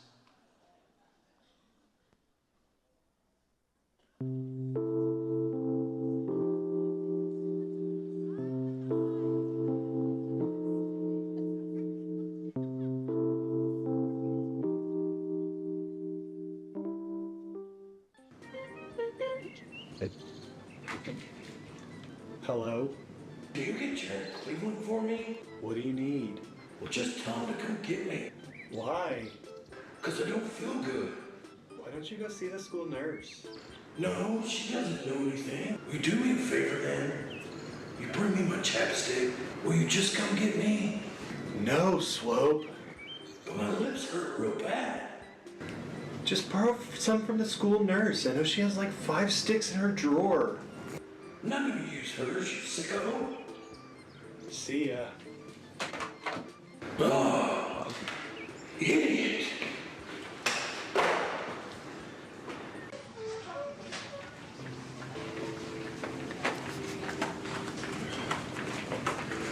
He wants me to be their principal. What do you mean? Students only want principals who have great skills. What kind of skills? You know, like nunchuck skills and bow staff skills and Sippo tricks. You know, skills.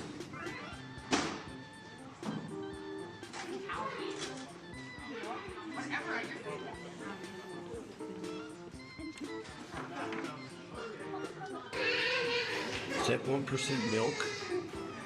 Are you drinking 1% milk because you think you're fat? Well, you're not. We could drink whole milk if you'd like. You should probably come get your things out of my locker. I'm running out of room for things like my nunchucks.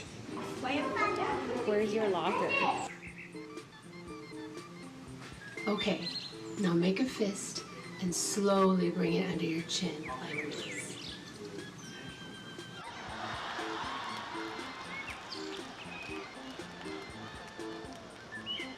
This is looking really good. You can say that again.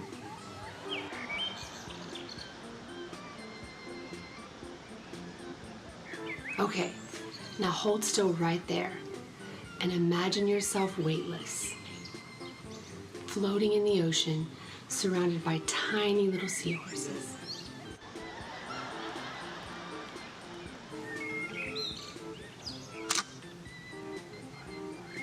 Oh yeah, that was the one. I think it's gonna come out really nice.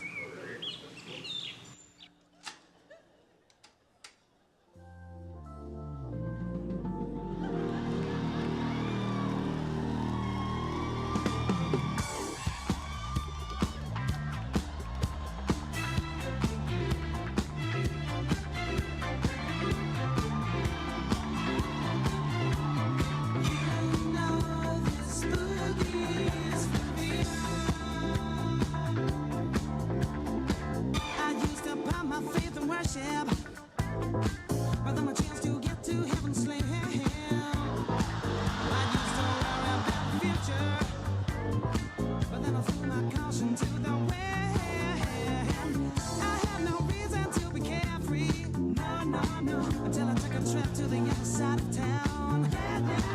You know I heard that boogie rhythm. Hey, I had no choice but to get down, down, down, down, dance.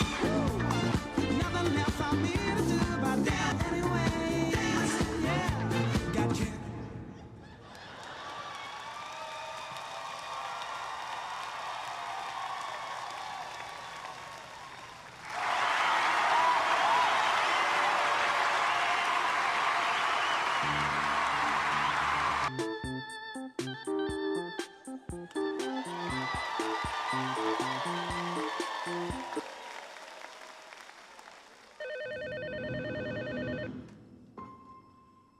Oh, hey, Jones, what's up?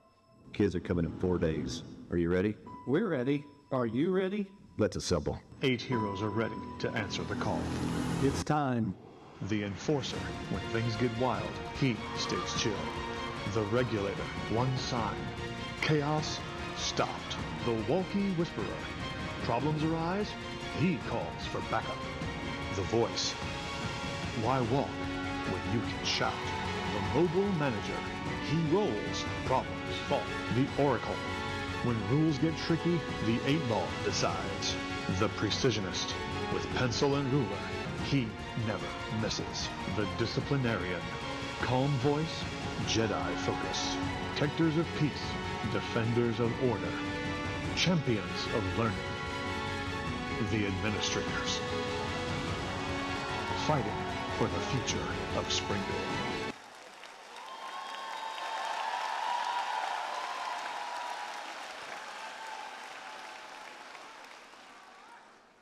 Can I get the envelope, please?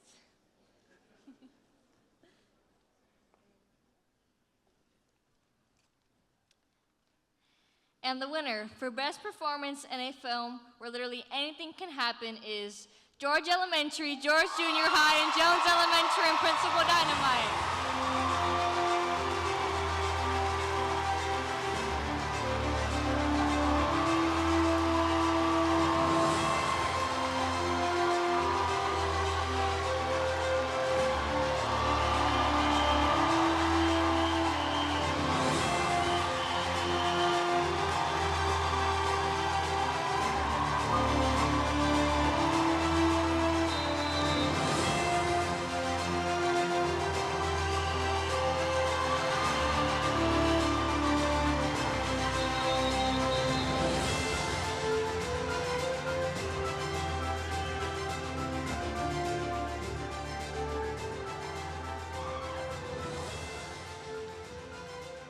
And now we have reached the final category for the afternoon.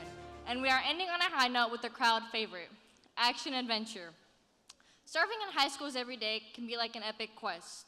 From hallway traffic jams to copier crisis, from surprise observations to heroic lunch duty saves. Educators and students alike are constantly navigating the unexpected with courage, speed, and just a little bit of caffeine. Action adventure performances remind us that sometimes the biggest victories can come from the smallest moments. A door held open during a mad dash, a last-second tech fix, or a perfectly executed classroom escape plan when the bell rings early. These nominees have captured the energy, the chaos, and the heart-pounding determination that defines school life at its most thrilling. So tighten your backpack straps and prepare for one last rush of excitement. Here are the nominees for Best Action Performance. HAR-BER High School. Southwest Junior High.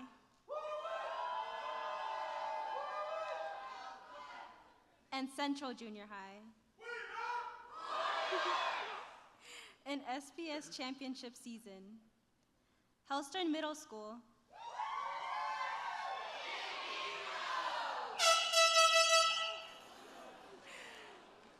Sonora Middle School. And Walker Elementary. In the quest for Cleveland's gold.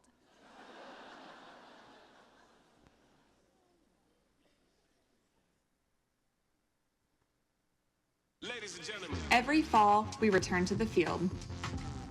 Only now, the field looks a little bit different. This isn't just football anymore. This is back to school. Not here to play games, we're here to build futures. Together, we lead. We don't drop the ball when it counts. This is where energy lives. We see the big picture. This isn't just school anymore. It's our championship season. This year, we play to win. We are Springdale Public Schools.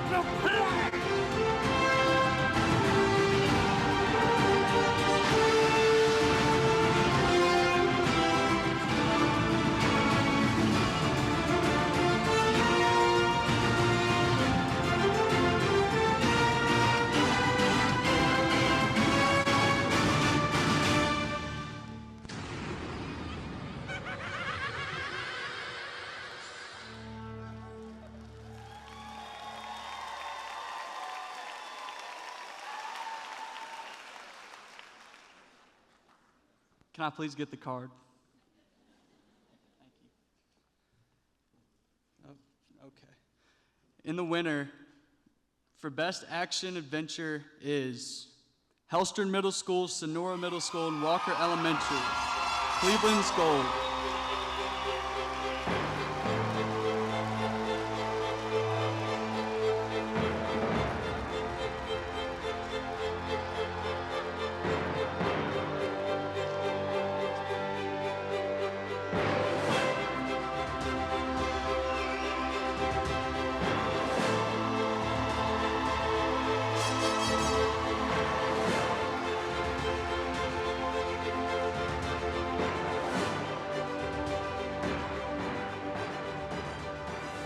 What amazing performances today.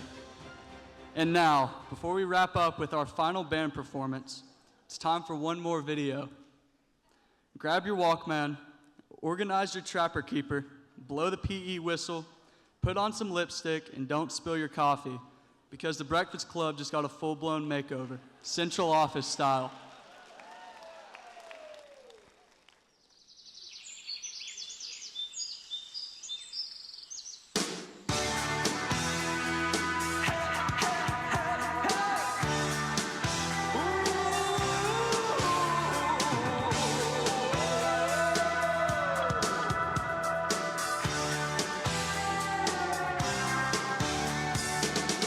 Won't you come see about me?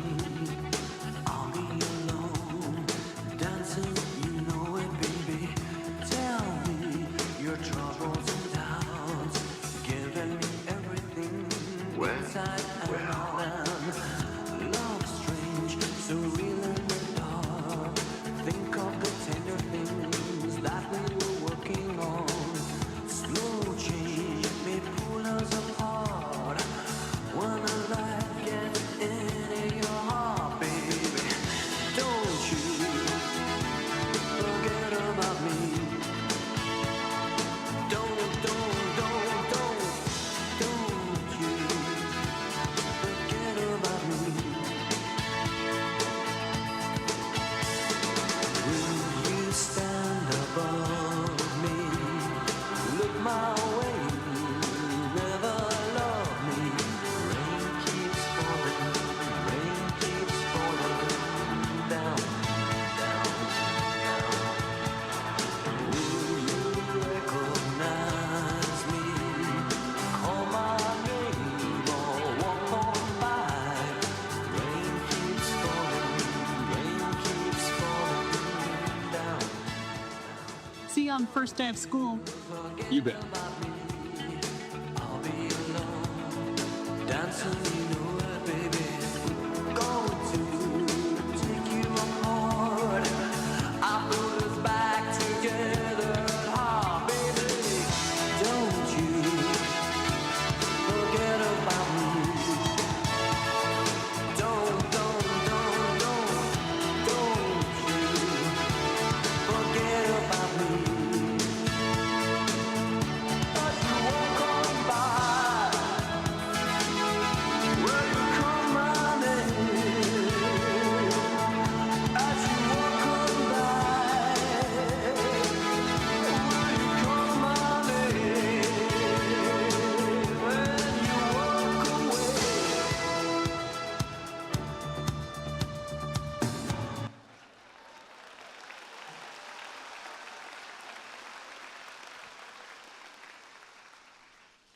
Who knew the central office team had so much talent? However, I don't think they missed their calling. As our time comes to an end, what a better way to close the show than with a tribute to a movie that reminds us all to shake off the stress, break a few molds, and kick off our Sunday shoes. Here to get us on our feet is the band Footloose and Fancy Free.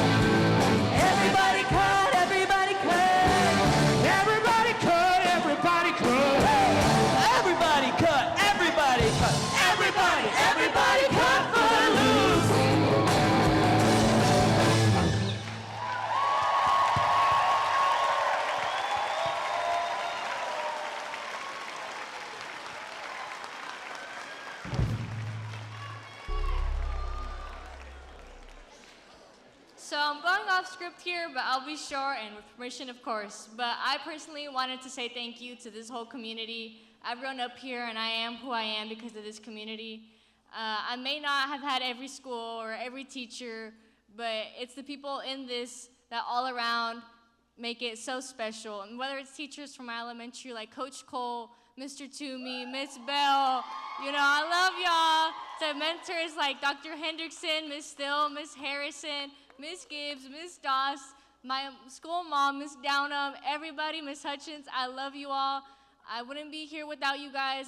No matter where I go, this is always my home, and I can't wait to give back to this community.